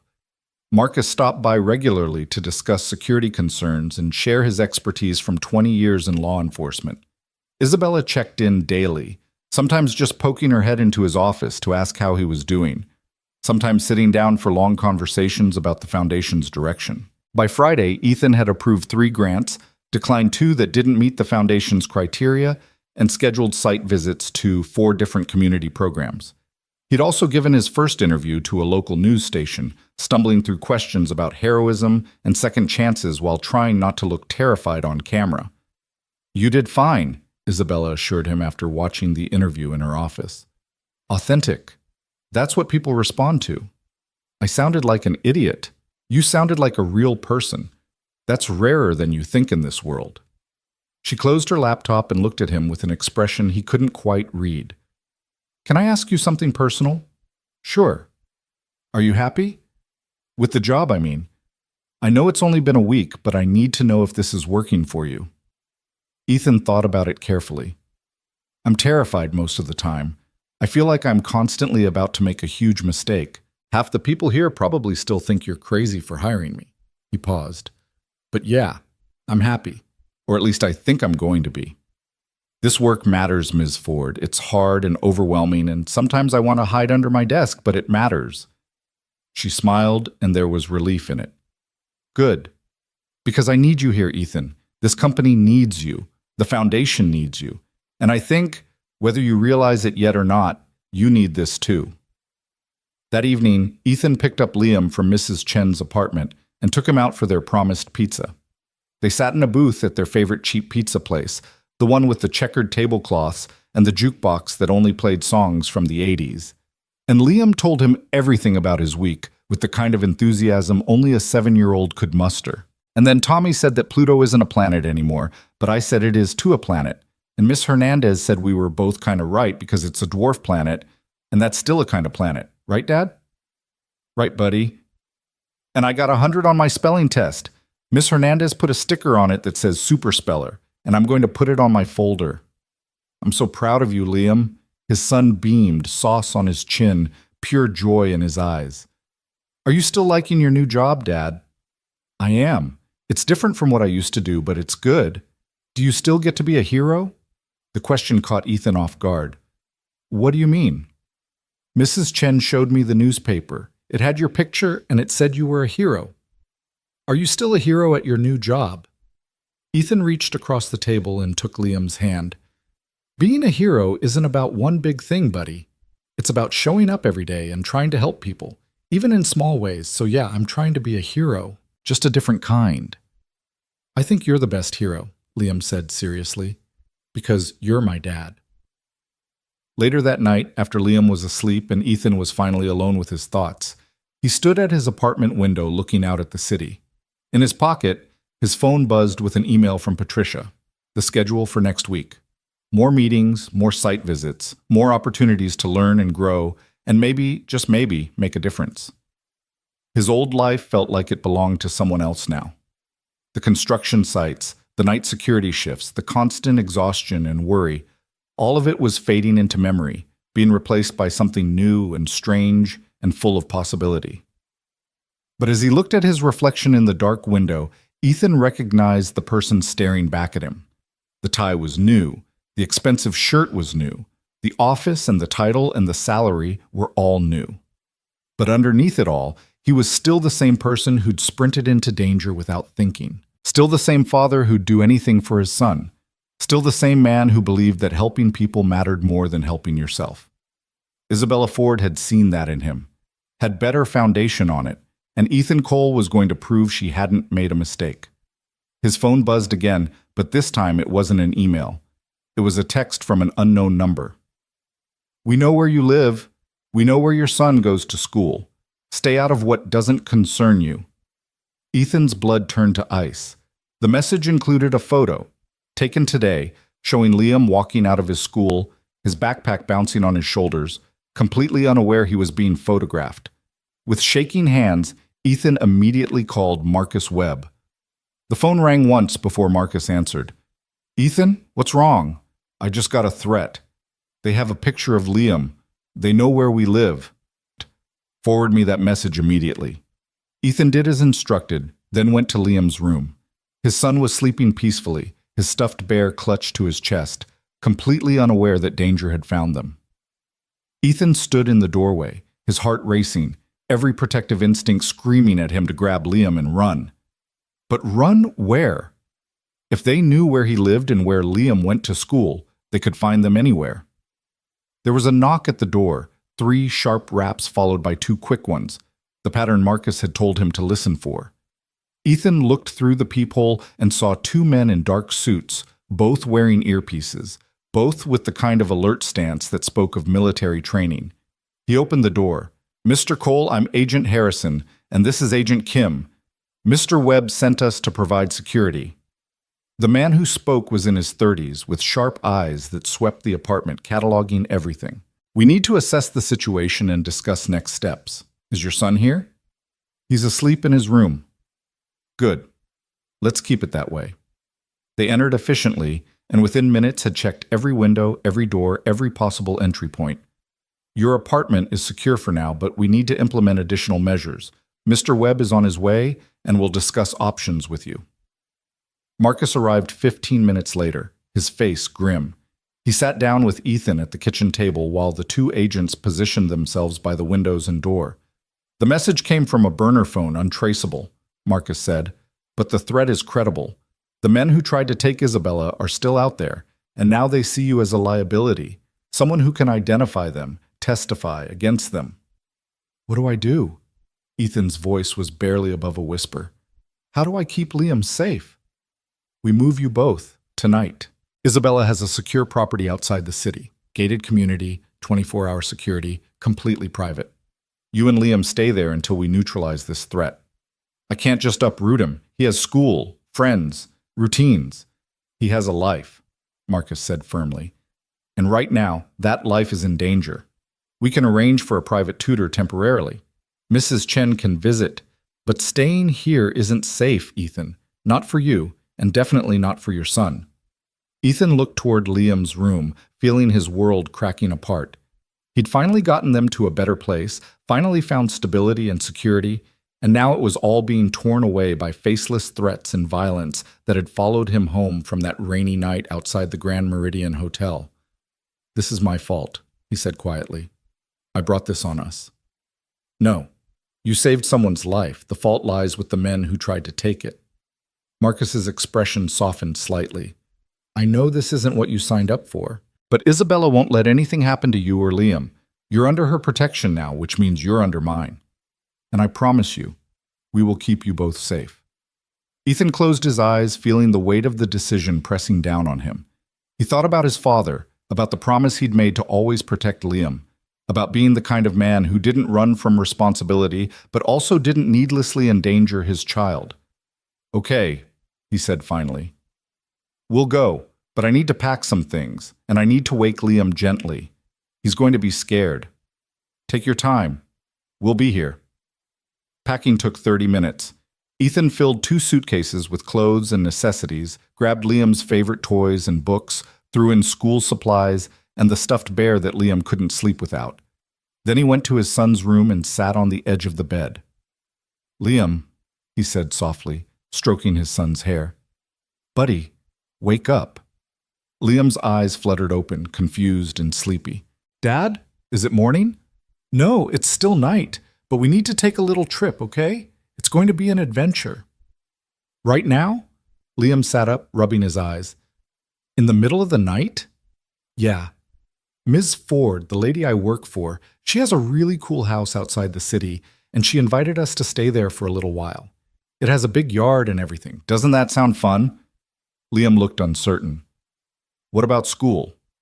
"We'll figure that out, but right now I need you to trust me. Can you do that?"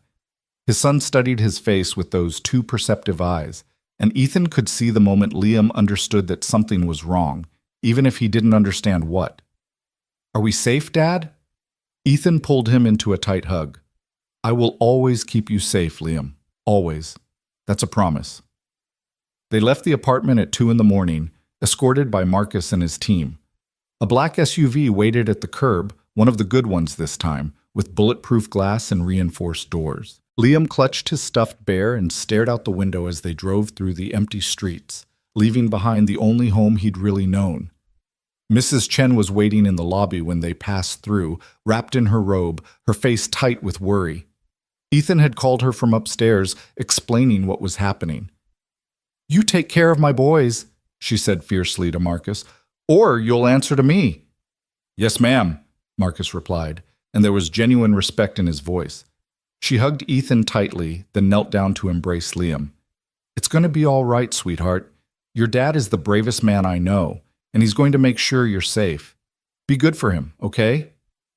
"Okay, Mrs. Chen." The drive took 45 minutes. They left the city lights behind, traveled through dark suburbs, and then into rolling countryside that Ethan had never explored before. When they finally turned through a gate with actual guards posted, Liam was half asleep against his shoulder.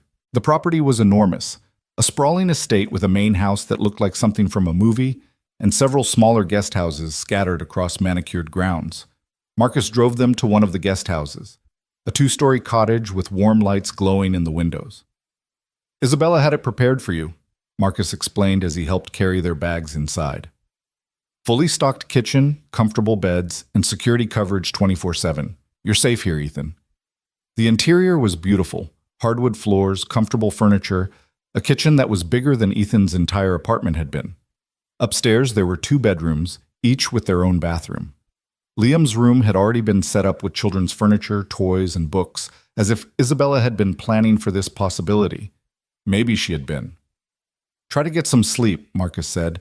"Tomorrow we'll establish a routine and discuss the security protocols. But for tonight, just rest. You're both exhausted." After Marcus left, Ethan tucked Liam into the unfamiliar bed, pulling the covers up to his chin. "How are you doing, buddy?" "It's nice here," Liam said quietly. "But I miss our apartment, and Mrs. Chen, and my school. I know, me too, but this is just temporary, okay? Just until it's safe to go home." "When will that be?" "I don't know, but I promise, as soon as it's safe, we'll go back." "Dad?" Liam's voice was very small. "Are the bad guys coming after us because you helped that lady?" Ethan felt his heart break a little. "Yeah, buddy, I think they are." "Do you wish you hadn't helped her, so we could still be home?" The question hung in the air between them. Ethan thought about that night, about Isabella's screams, about the choice he'd made in a split second. Would he make a different choice if he could do it over, knowing what it would cost? "No," he said finally. "I don't wish that, because she needed help, and I was there to give it. That's who I am, Liam. That's who I taught you to be. We help people, even when it's hard, even when it costs us something." Liam nodded slowly, processing this. "Okay, then I'm glad you helped her too, even if we have to live here for a while." Ethan kissed his son's forehead, his eyes stinging with tears he wouldn't let fall. "You're the best kid in the whole world. You know that?" "I know," Liam said with a sleepy smile. "You tell me all the time." After Liam finally drifted off, Ethan stood at the window of the guest house, looking out at the dark grounds. Security lights dotted the perimeter. He could see the shadow of a guard patrolling in the distance. This was his life now, not just the job and the office and the new opportunities, but also the danger that came with it, the threats that followed courage, the price of doing the right thing. His phone buzzed, a text from Isabella. "Marcus told me what happened. I'm so sorry, Ethan. We'll fix this. I promise you'll both be safe." He typed back, "Thank you for everything. We'll be okay." Her response came quickly. You saved my life. The least I can do is protect yours. Get some rest. Tomorrow we'll figure out how to end this. Ethan set the phone down and looked at his reflection in the dark window. The man staring back at him looked tired, worried, but not broken, not defeated. He'd protected his son. He'd made the hard choices. He'd stepped into danger to save a stranger and changed both their lives in the process. And somehow, despite everything, he'd do it all again. Because that's what heroes did, even when the cost was higher than they'd ever imagined. Morning came too early, sunlight streaming through unfamiliar windows and pulling Ethan from restless dreams filled with shadows and threats. For a disorienting moment, he couldn't remember where he was. The room was too nice, the bed too comfortable, everything wrong. Then reality crashed back in and he sat up abruptly, his first thought for Liam. He found his son already awake, sitting at the kitchen table in his pajamas with a plate of pancakes in front of him. Isabella Ford sat across from him, also in casual clothes, jeans and a soft sweater that made her look younger, more approachable than the executive he'd seen in her office. She was laughing at something Liam had said, her face open and genuine in a way that surprised Ethan. "Dad!" Liam's face lit up when he spotted Ethan in the doorway. "Miss Ford made pancakes, and they have blueberries." "I hope you don't mind me letting myself in," Isabella said, standing. "Marcus told me you both had a rough night, and I thought maybe a friendly face and breakfast might help. There's coffee on the counter and more pancakes if you're hungry." Ethan moved into the kitchen on autopilot, still processing the surreal image of one of the wealthiest women in the country making breakfast in his temporary kitchen. "You didn't have to do this." "I wanted to." She poured him a cup of coffee, adding cream the way he took it. She'd clearly paid attention during their office meetings. "Liam and I have been having a lovely conversation about space and planets. Did you know he wants to be an astronaut?" "This week," Ethan said with a small smile, accepting the coffee. "Last week he wanted to be a veterinarian. The week before that, a professional soccer player." "I wanted to be everything when I was his age too," Isabella said. "It's good to have dreams." She looked at Liam with genuine warmth. "And I think you'd make an excellent astronaut." Liam beamed, and Ethan felt something shift in his chest. This woman, this CEO who commanded boardrooms and controlled billion-dollar assets, was sitting in a guest house kitchen making his son feel special. Not because she had to, not for publicity or optics, but because she genuinely cared. After Liam finished eating and ran upstairs to get dressed, Isabella's expression turned more serious.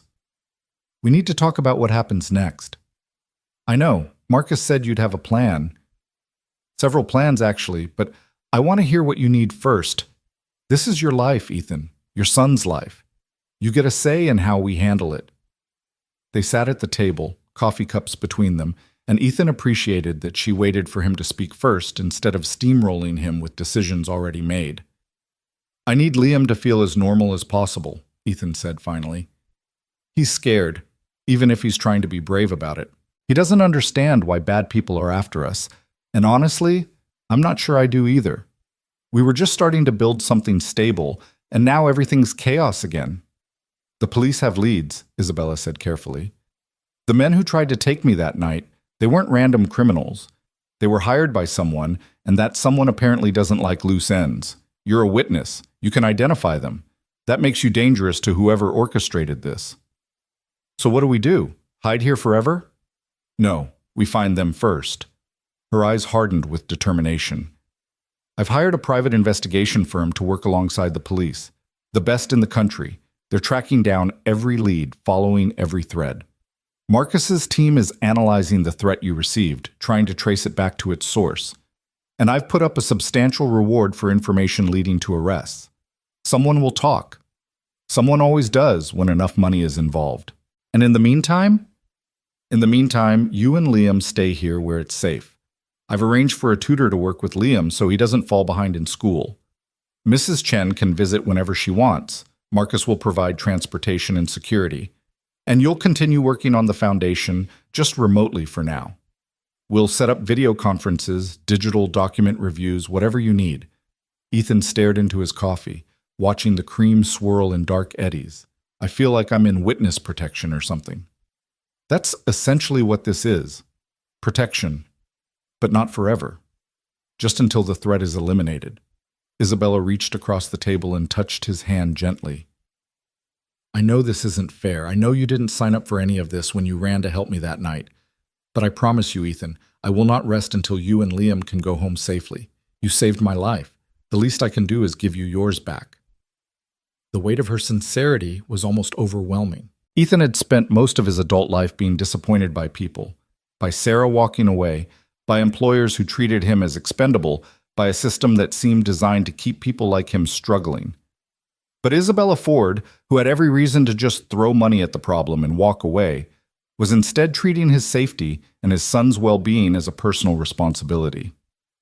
Thank you, he said quietly, for everything, the job, the protection, the pancakes, all of it. She squeezed his hand once before pulling back. Thank you for being the kind of person who runs toward danger instead of away from it. The world needs more people like you. She stood, smoothing her sweater. I need to get to the office, but I'll be back this evening. Marcus is coordinating a full security briefing at 2 o'clock, and I want to be here for it. In the meantime, try to relax. Explore the grounds with Liam. There's a pond out back with ducks, and the gardens are beautiful this time of year. Let him be a kid for a while. After she left, Ethan sat alone in the kitchen for a long moment, trying to reconcile his old life with his new reality. 2 weeks ago, his biggest worry had been making rent.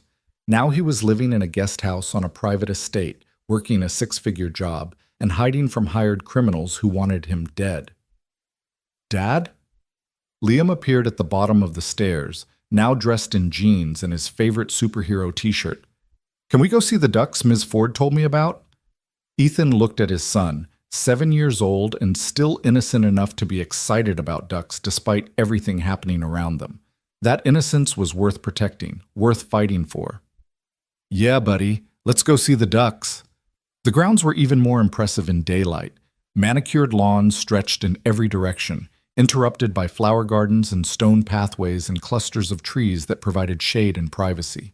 The pond Isabella had mentioned sat at the far end of the property, surrounded by cattails, and visited by a family of mallards who quacked indignantly when Ethan and Liam approached. They spent an hour there, Liam throwing bits of bread to the ducks, while Ethan sat on a bench and watched. Security was subtle but present. Ethan spotted at least 2 guards patrolling in the distance. Their presence meant a comfort rather than alarm. The morning air was crisp and clean, so different from the city smog he'd grown accustomed to. His phone buzzed with messages from the office. Patricia checking in to make sure he was okay. Jennifer Martinez from Community Relations sending him notes on an upcoming site visit that would now have to be handled by video conference. Richard Chen forwarding budget reports that needed his review. Life continued, even in exile. Around noon, a car arrived at the main gate, Mrs. Chen escorted by one of Marcus's team. She came bearing Tupperware containers filled with Liam's favorite foods and enough worry to fuel a small army. Look at this place, she said, standing in the guest house living room and turning in a slow circle. It's like a palace. But I don't care how fancy it is. Are you both eating properly? Sleeping? That boy looks too thin. Mrs. Chen, we've been here less than 24 hours. 24 hours is enough time to forget to eat. Sit down, both of you. I brought lunch. They ate her homemade dumplings and listened to her news from the building, who was complaining about which neighbor had gotten a new dog, the latest gossip from the lobby. It was mundane and ordinary and exactly what Ethan needed. A reminder that the normal world still existed, still turned, still had space for him when this nightmare ended. After lunch, while Liam helped Mrs. Chen wash dishes, Ethan stepped outside to take a call from Detective Martinez. Mr. Cole, I wanted to update you on the investigation. We've identified one of the men from the night of the attempted kidnapping. His name is Viktor Sokolov, former military, currently wanted in connection with several other crimes. We're working with federal authorities to track him down. And the threat I received? We're analyzing it. The phone was a burner, but we're looking at cell tower data to see if we can narrow down where it was purchased and activated. These things take time, but we're making progress. Do you think my son is really in danger, or was it just meant to scare me? There was a pause. I think you should take it seriously, which you are. Ms. Ford's security arrangements are more than adequate. Stay where you are, follow the protocols, and let us do our job. We will find these people, Mr. Cole. I promise you that. After the call ended, Ethan stood in the garden, staring at nothing, feeling the weight of it all pressing down on his shoulders. He'd wanted a better life for Liam. He'd wanted security and stability, and the kind of future where his son didn't have to worry about whether they could afford groceries. He'd gotten all of that, but the cost had been higher than he'd ever imagined. The security briefing at 2 o'clock was thorough and sobering. Marcus gathered Ethan, Isabella, and 2 other members of his team in the main house's library, a room with floor-to-ceiling bookshelves and leather furniture that smelled of old paper and wood polish. We've identified 3 individuals connected to the attempted kidnapping, Marcus began, pulling up photos on a tablet. Victor Sokolov, who Detective Martinez mentioned. Chen Wei, a known associate with ties to organized crime, and a 3rd man we're still working to identify. All of them are professionals. This wasn't some opportunistic grab. It was planned, coordinated, and funded by someone with significant resources. Who? Isabella asked. Who wanted me badly enough to hire professionals? We have 3 working theories. First, Gregory Hartman, the CEO of Titan Industries. You beat him out for the Riverside development contract 6 months ago, and he's made threats before. Gregory is all bluster, Isabella said dismissively. He wouldn't actually kidnap someone. Maybe not personally, but he has connections to people who would. Theory 2. The Kozlov Organization. They've been trying to expand their operations into legitimate business, and you've actively blocked several of their shell companies from securing contracts and partnerships. Isabella's face went pale.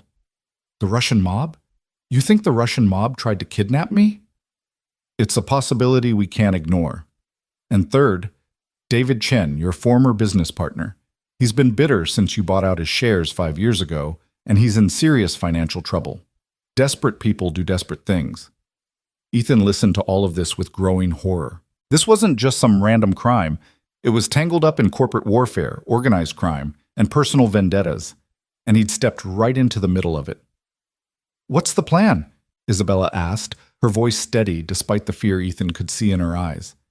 We're investigating all 3 angles. The FBI is involved now, which gives us more resources.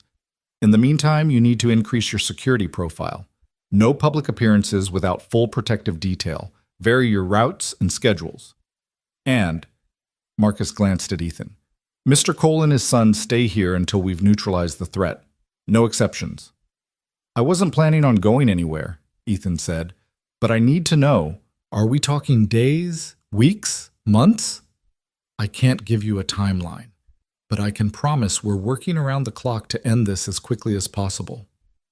After the briefing, Isabella walked Ethan back to the guest house. The afternoon sun cast long shadows across the lawn, and somewhere in the distance, Ethan could hear Liam laughing as he played with Mrs. Chen. I'm sorry, Isabella said quietly. This is my world, my enemies, and you're caught in the crossfire. I made the choice to help you. Nobody forced me. But you didn't choose this. The threats, the hiding, your son being in danger, none of that is fair. Life isn't fair, Ethan, Ethan said with a tired smile. I learned that a long time ago. You just deal with what comes and try to protect the people you love. They walked in silence for a moment before Isabella spoke again. Can I tell you something? That night, when those men grabbed me, I was so terrified I couldn't think straight. But then you appeared, and for the first time in my life, someone protected me. Not because I paid them to, not because it was their job, but because you saw someone in trouble and acted. Do you know how rare that is? How extraordinary. I'm not extraordinary. I'm just a guy who risks everything for strangers, who works himself to exhaustion for his son, who steps up when everyone else steps back. She stopped walking and turned to face him. You are extraordinary, Ethan Cole. You just don't see it yet. The intensity in her gaze made Ethan uncomfortable. He wasn't used to being seen this way, valued this way. His entire life he'd been invisible, another blue-collar worker in a city full of them, another single parent struggling to get by, another person the world overlooked. I should get back to Liam, he said, breaking eye contact. Make sure Mrs. Chen isn't spoiling him too much. Isabella smiled, understanding the deflection for what it was. Of course. I'll see you tomorrow. I'm working from home for the next few days, so if you need anything, just call. That evening, after Mrs. Chen had left and Liam was in bed, Ethan sat on the guest house porch with a beer he'd found in the well-stocked refrigerator. The night was quiet except for crickets and the distant sound of water from the pond. Security lights glowed at intervals, creating pools of illumination in the darkness. His phone rang, an unknown number. Ethan's hand tightened around the beer bottle as he answered. "Hello? Mr. Cole?" The voice was male, accented, Russian, maybe, and cold as winter ice. "You should have stayed out of this. Now your son pays the price." Ethan's blood turned to ice. "If you touch my son, you'll what? You're nothing, a nobody who got lucky once, but luck runs out." There was a pause, then, "The woman isn't worth dying for. Walk away. Forget what you saw. Or we'll make sure you have nothing left to protect." The line went dead. Ethan sat frozen for a moment, then jumped up and sprinted inside, taking the stairs 2 at a time to Liam's room. His son was right where he'd left him, fast asleep, safe, undisturbed. Ethan stood in the doorway, his heart hammering, watching Liam's chest rise and fall with each peaceful breath. Then he pulled out his phone and called Marcus. "They called me. Directly. On my personal phone." Marcus was at the guest house in under 3 minutes, moving with the efficiency of a man who'd prepared for this contingency. He had Ethan's phone in an evidence bag within seconds, already calling his technical team to trace the call. "How did they get your number?" Marcus asked. "I don't know. I'm careful. I don't give it out to people I don't know." "Someone gave it to them, or they hacked your phone. Either way, this escalates things." Marcus was already texting rapidly on his own phone. "We're moving you to a safe house. Tonight, different location, higher security, completely off-grid. But Liam will be safer there than here. If they found your phone number, they might know where you are. We can't take chances." Within an hour, they were on the move again. Ethan woke Liam as gently as he could, carrying his sleepy son to another black SUV, this one with even more security features. They drove for what felt like forever, taking circuitous routes through the dark countryside, doubling back, making sure they weren't followed. The new safe house was smaller, more austere, a reinforced structure that looked like a regular home from the outside, but had security measures that belonged in a military facility. Bulletproof windows, reinforced doors, a panic room, cameras covering every angle. "I don't like this," Liam whispered as Ethan carried him inside. "It's scary." "I know, buddy, but it's just for a little while, and I'm right here. I won't let anything happen to you." Isabella arrived an hour later, her face tight with worry and anger. She found Ethan in the safe house kitchen, unable to sleep, staring at nothing. "This is unacceptable," she said without preamble. "They threatened a child. They crossed every line. They want me to walk away, to forget what I saw. And I'm thinking about it." Ethan's voice was hollow. "Not for me, but for Liam. He didn't ask for any of this. He shouldn't have to be scared, shouldn't have to hide, shouldn't have to pay for my choices." Isabella pulled out a chair and sat down across from him. "If you walk away, what message does that send your son? That we surrender to evil because it's easier? That we let bad people win because standing up is too hard? He's 7 years old. He shouldn't have to learn those lessons yet." "No, he shouldn't. But he's learning them anyway because the world isn't fair and bad people exist. The question is, what does he learn from watching you?" Isabella leaned forward, her voice intense. "Does he learn that his father gives up when things get hard? Or does he learn that sometimes protecting people costs something, but we do it anyway because it's right?"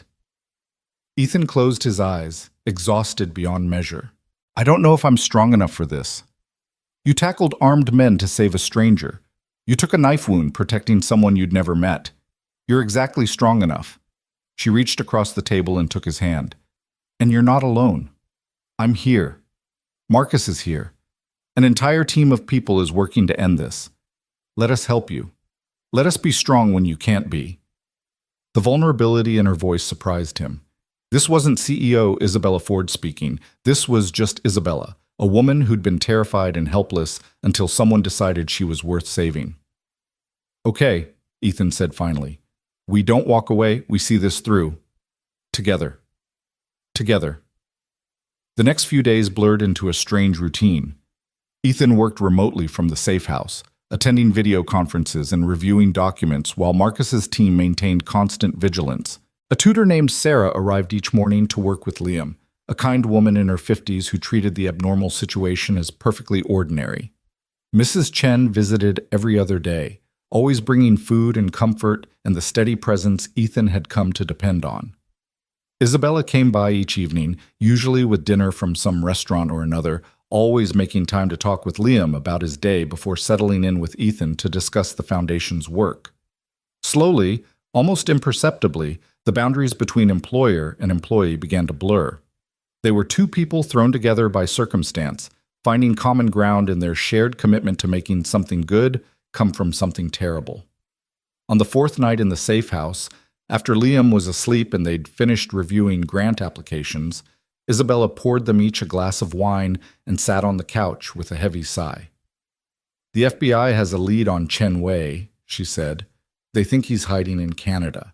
If they can grab him, he might flip on whoever hired them. That's good news. It's progress." She took a sip of wine, then looked at him with an expression he couldn't quite read. "Can I ask you something personal?" "Sure." "When you ran to help me that night, what were you thinking? In that split second when you had to decide, what went through your mind?" Ethan thought back to that moment, to the rain and the screams, and the impossible choice that hadn't felt like a choice at all. "I thought about Liam, about what kind of man I wanted to be for him. And I thought, if that was him being dragged into that car, I'd want someone to help. So I did." "Just like that?" "Just like that. There wasn't time for a cost-benefit analysis or weighing the risks. Someone needed help, and I could provide it. Everything else was just noise." Isabella was quiet for a long moment, staring into her wine glass. When she spoke again, her voice was soft. "I've spent my whole life in a world where every decision is calculated. Every move is strategic. Every relationship has an angle.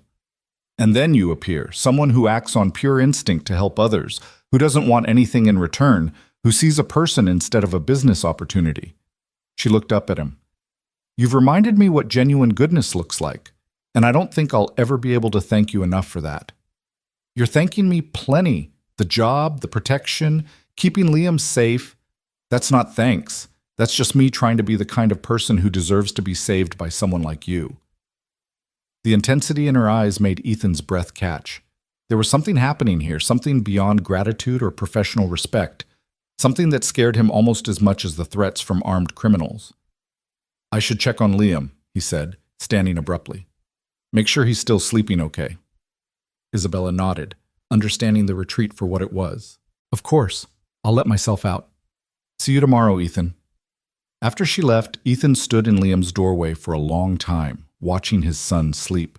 His life had become so complicated, so entangled with Isabella Ford's world. He'd gone from barely making rent to having a six-figure job, from anonymity to being called a hero, from working himself to death to having people protect him.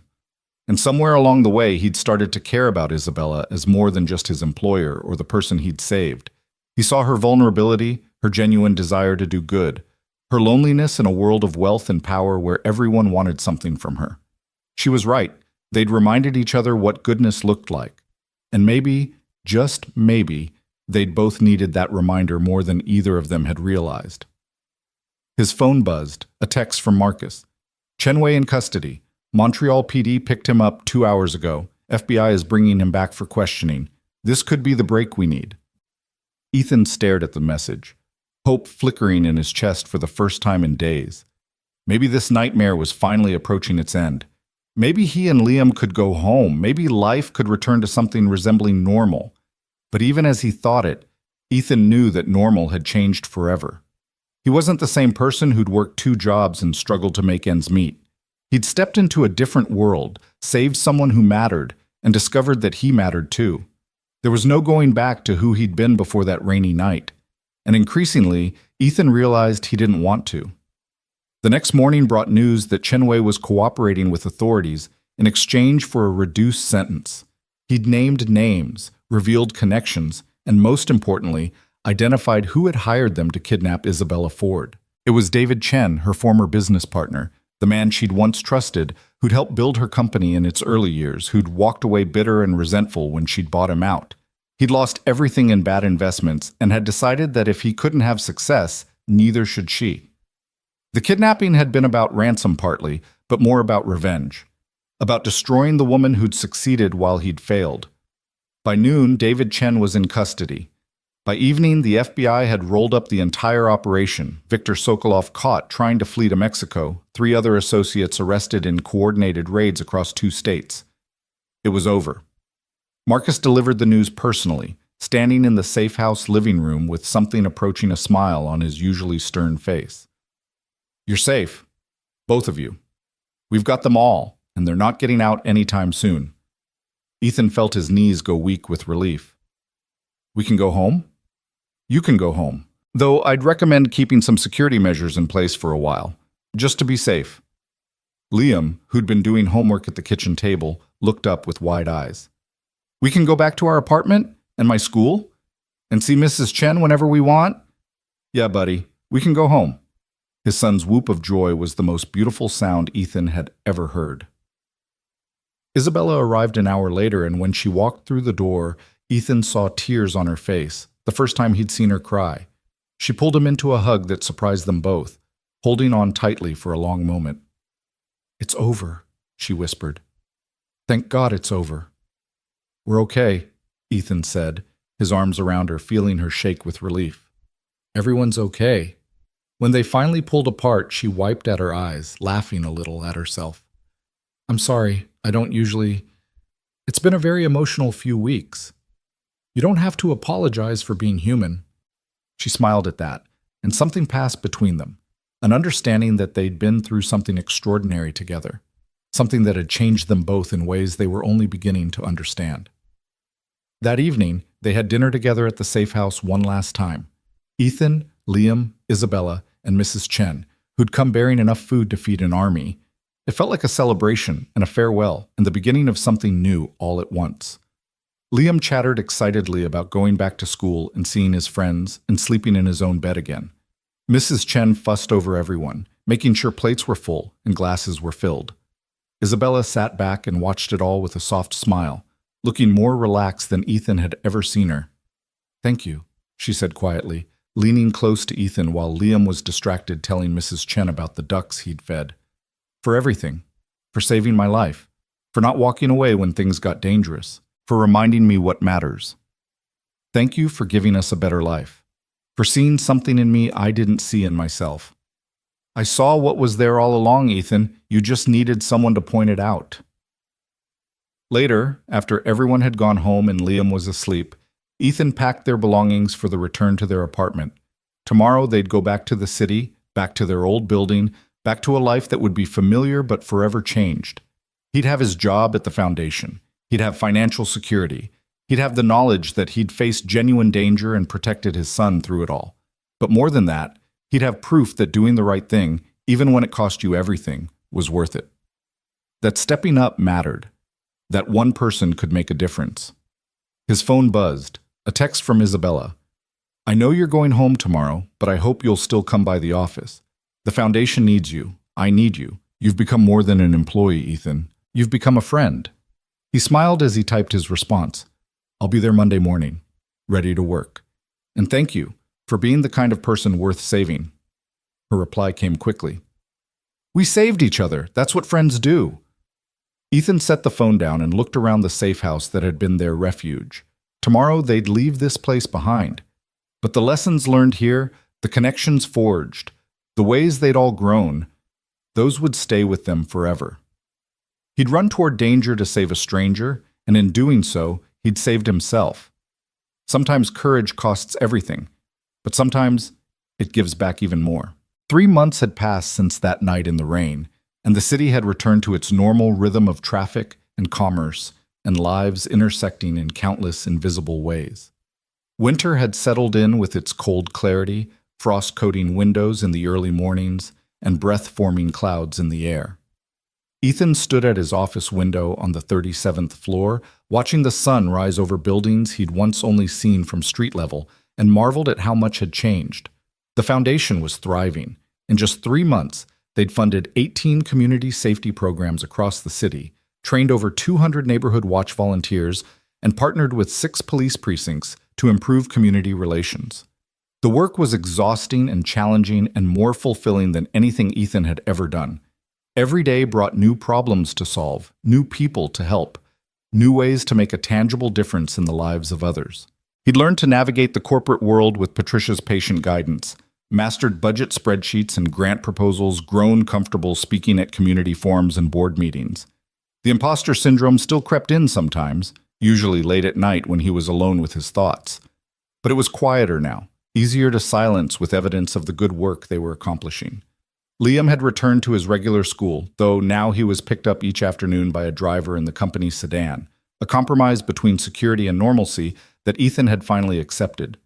His son had adjusted remarkably well to everything, with the resilience children possessed when they felt loved and safe. The nightmares had faded. The fear had diminished. Life had found its new equilibrium. "Morning," Isabella's voice came from behind him, and Ethan turned to find her standing in his doorway with 2 cups of coffee. She'd taken to stopping by his office first thing in the morning, a ritual that had become as natural as breathing. "Thought you could use this. You're a lifesaver." He accepted the cup, their fingers brushing briefly in the exchange. Such small moments of contact had become more frequent over the past months. A hand on an arm during conversation, shoulders touching as they reviewed documents together, lingering hugs when one of them had particularly good or bad news to share. Nothing inappropriate, nothing that crossed professional lines, but something that hummed with possibility nonetheless. "Big day today," Isabella said, settling into the chair across from his desk. She'd abandoned her formal business attire in his office, often showing up in more casual clothes that made her seem less like a CEO and more like just Isabella.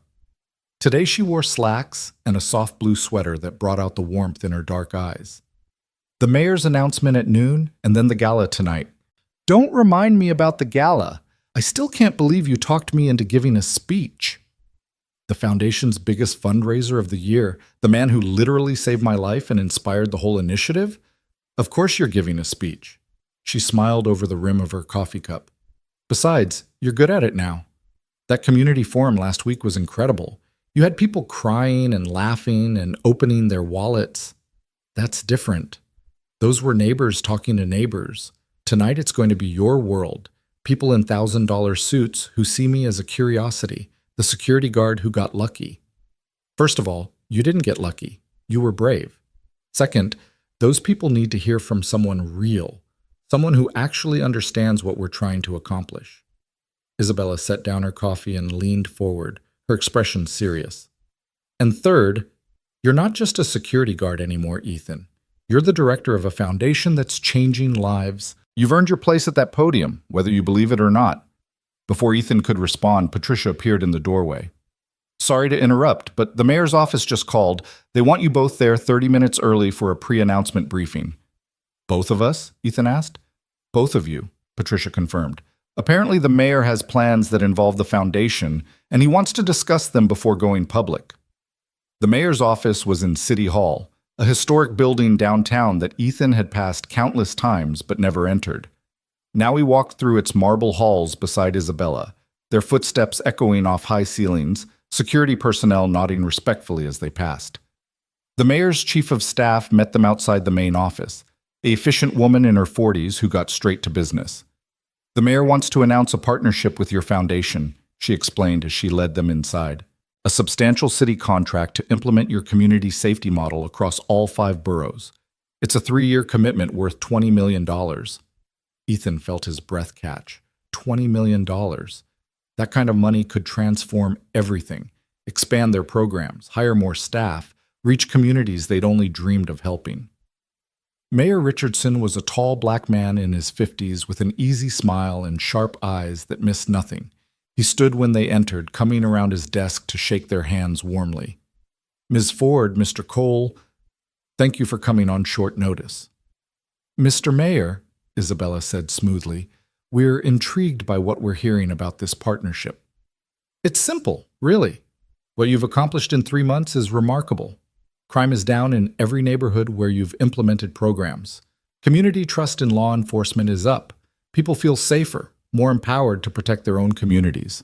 That's exactly what this city needs. He gestured for them to sit, then continued. But here's the thing. I need both of you standing beside me when I make this announcement. Ms. Ford, you represent the business community's commitment to social good. And Mr. Cole, the mayor's eyes found Ethan's. You represent something even more important. You're proof that ordinary people can do extraordinary things, that courage and character matter more than credentials or wealth. That's a message this city desperately needs to hear. I'm not sure I'm the right person to... Ethan started. You're exactly the right person, the mayor interrupted gently. I've read about what you did that night. I've watched interviews with people whose communities have been transformed by your programs. I've seen the grant applications you've approved, how you prioritize need over politics, substance over flash. You're the real deal, Mr. Cole. And I want the city to see that. An hour later, Ethan stood on the steps of City Hall with Isabella on one side and the mayor on the other, facing a crowd of reporters and cameras. The announcement went smoothly. The mayor spoke about public safety and community partnerships. Isabella discussed the foundation's vision and goals, and then it was Ethan's turn. He'd prepared remarks, had practiced them with Patricia, but standing there in the winter sunshine with the entire city watching, the prepared words felt hollow. So he spoke from his heart instead. 3 months ago, I was working 2 jobs just to keep my son fed and clothed. I was invisible, just another person the world looked past without seeing. Then one night, I saw someone in trouble, and I did the only thing that felt right. I helped. He paused, looking out at the crowd. That decision changed my life, but more importantly, it reminded me that we all have the power to help, to step up, to make our communities safer and better. That's what this foundation is about. Not just funding programs, but empowering people to be the kind of neighbors who look out for each other, who don't wait for someone else to fix problems, who run toward trouble instead of away from it. The applause was genuine and warm, and as Ethan stepped back from the microphone, Isabella caught his hand and squeezed it briefly, a gesture of pride and support that made his chest tighten with emotion. Afterward, surrounded by reporters shouting questions, Ethan felt Isabella's hand on his elbow, guiding him toward the waiting car. They settled into the back seat, and as the driver pulled away from City Hall, she turned to him with a radiant smile. You were perfect, absolutely perfect. I threw away the prepared remarks. I know, that's why it was perfect. She was still smiling, her eyes bright with an emotion Ethan couldn't quite name. You spoke the truth. You made people feel something. That's worth more than any polished speech. Back at the office, the afternoon passed in a blur of congratulatory emails and phone calls. Community leaders thanking them for the mayor's support. Board members excited about the expanded funding. Jennifer Martinez from Community Relations already strategizing about which neighborhoods to target first with the new resources. At 5 o'clock, Patricia appeared at Ethan's door with a garment bag. Your tuxedo for tonight. The car will pick you and Liam up at 7. Liam? Ethan looked up from his computer. I thought he was staying with Mrs. Chen. Ms. Ford insisted he come to the gala. She said, and I quote, Liam should see his father being celebrated for the hero he is. Patricia's expression softened. Between you and me, I think she's right. Let him see you in this world. Let him understand what you've built. The gala was being held at the Grand Meridian Hotel, the same place where everything had started. Ethan hadn't been back since that rainy night, and as the car pulled up to the entrance, he felt a strange sense of déjà vu. The white canopy, the valet station, the golden light spilling from the lobby, all of it achingly familiar but transformed by context and time. Dad, this place is fancy, Liam breathed, his eyes wide as he took in the opulence. He wore a little suit that Isabella had sent over, looking impossibly grown up and still heartbreakingly young. Are we really going inside? We are, buddy, and you're going to be on your best behavior, right? Right. No running, no yelling, use my inside voice and my best manners. Liam recited the rules they'd practiced, then looked up at Ethan with worried eyes. What if I mess up? What if I embarrass you? Ethan crouched down to his son's level, adjusting Liam's little bow tie. You could never embarrass me, Liam. You're the reason I do any of this. Every single good thing in my life exists because I'm your dad, and I want to make you proud. So just be yourself, have fun, and remember that I love you no matter what. Even if I spill something on my fancy suit? Even then. The ballroom was magnificent, crystal chandeliers casting prismatic light across tables draped in white linen, a string quartet playing softly in one corner, waiters circulating with champagne and hors d'oeuvres that probably cost more per bite than Ethan used to spend on entire meals. The city's elite had turned out in force. Business leaders and philanthropists, politicians and celebrities, all dressed in designer gowns and tuxedos that cost more than Ethan's old truck. He felt out of place for about 30 seconds until Isabella found them. She wore a stunning emerald dress that flowed like water when she moved. Her hair swept up to reveal her elegant neck, diamonds at her ears and throat catching the light. She looked like she belonged in a magazine spread, utterly sophisticated and beautiful. But when she saw them, her formal smile transformed into something genuine and warm. "Ethan, Liam, you both look so handsome." She crouched down, designer dress and all, to Liam's level. "I'm so glad you could come tonight, Liam. Your dad is being honored, and I wanted you to see it." "Miss Ford, your dress is really pretty," Liam said shyly, "like a princess." "Thank you, sweetheart. That's the nicest compliment I've received all evening." She straightened, her eyes meeting Ethan's, and something passed between them, a spark of connection that had been building for months. "Come on, I'll introduce you to some people who are very excited to meet you." The next hour was a whirlwind of introductions and conversations. Ethan met donors who'd contributed to the foundation, community leaders whose programs they'd funded, city council members who wanted to discuss expanding their initiatives. Everyone wanted to shake his hand, to thank him for his courage, to tell him how inspiring his story was. Through it all, Liam stayed close to his side, occasionally tugging on Ethan's sleeve to whisper questions or observations. Mrs. Chen appeared at some point.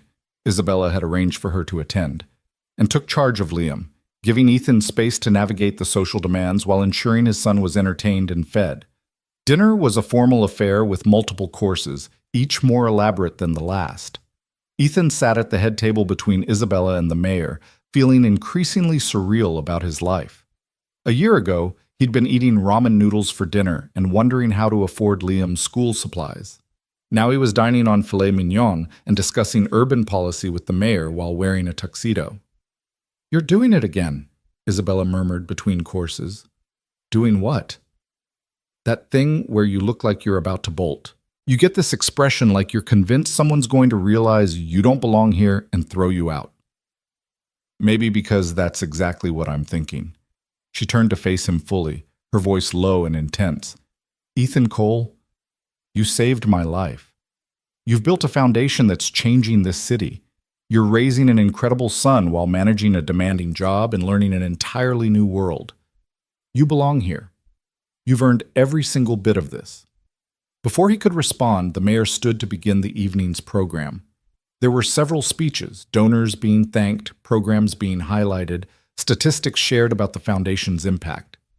Then the mayor introduced Isabella, who took the podium with the confidence of someone who'd given 1,000 speeches. "3 months ago, I experienced something that changed my life forever," she began. "I was attacked outside this very hotel by men who wanted to take everything from me. My freedom, possibly my life. I was terrified and helpless. And in that moment, I understood how vulnerable we all are, how much we depend on the goodness of others." She paused, her eyes finding Ethan's across the room. And then a stranger appeared, a man who had every reason to look the other way, to decide it wasn't his problem, to prioritize his own safety over mine. But he didn't. Ethan Cole ran toward danger without hesitation. He fought armed men. He got hurt protecting someone he'd never met. And he did it all because it was the right thing to do. The room was silent, everyone focused on her words. Isabella's voice grew stronger, more passionate. That night, Ethan reminded me of something I'd forgotten, that real power isn't measured in wealth or status or control. It's measured in courage, in integrity, in the willingness to sacrifice for others. And I realized that if I wanted to honor what he'd done, I needed to build something that embodied those same values. She gestured toward the screens behind her, which began showing images of the foundation's work. Neighborhood watch volunteers in training, community centers being renovated, kids participating in safety programs, neighbors looking out for each other. The Ford Public Safety Foundation exists because one man showed us what true heroism looks like.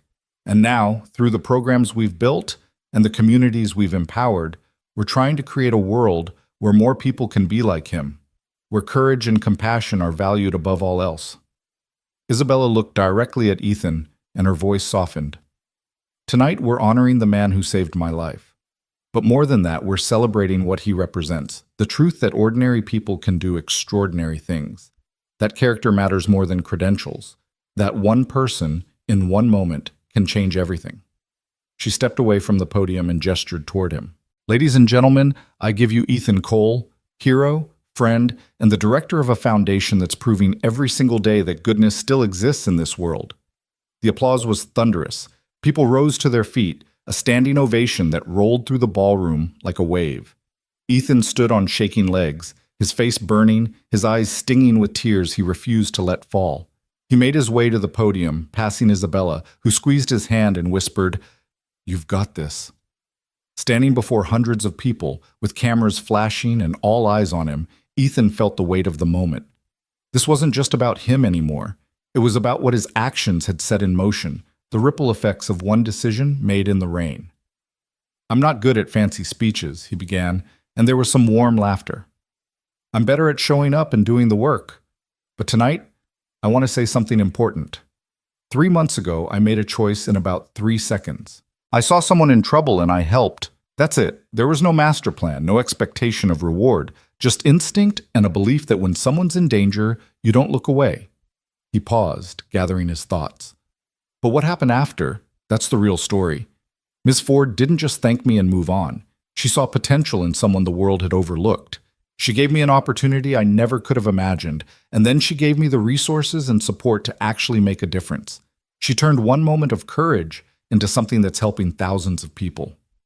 Ethan looked out at the crowd, seeing faces he'd come to know over the past months, community leaders and donors, volunteers and partners, all of them part of this growing movement to make the city safer and stronger.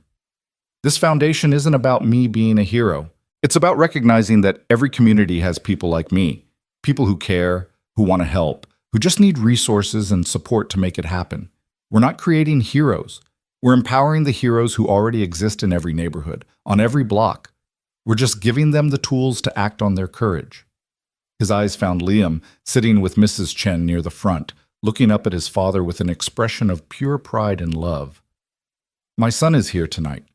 I brought him because I want him to see that doing the right thing matters, that helping people, even when it's hard, even when it costs you something, is always worth it.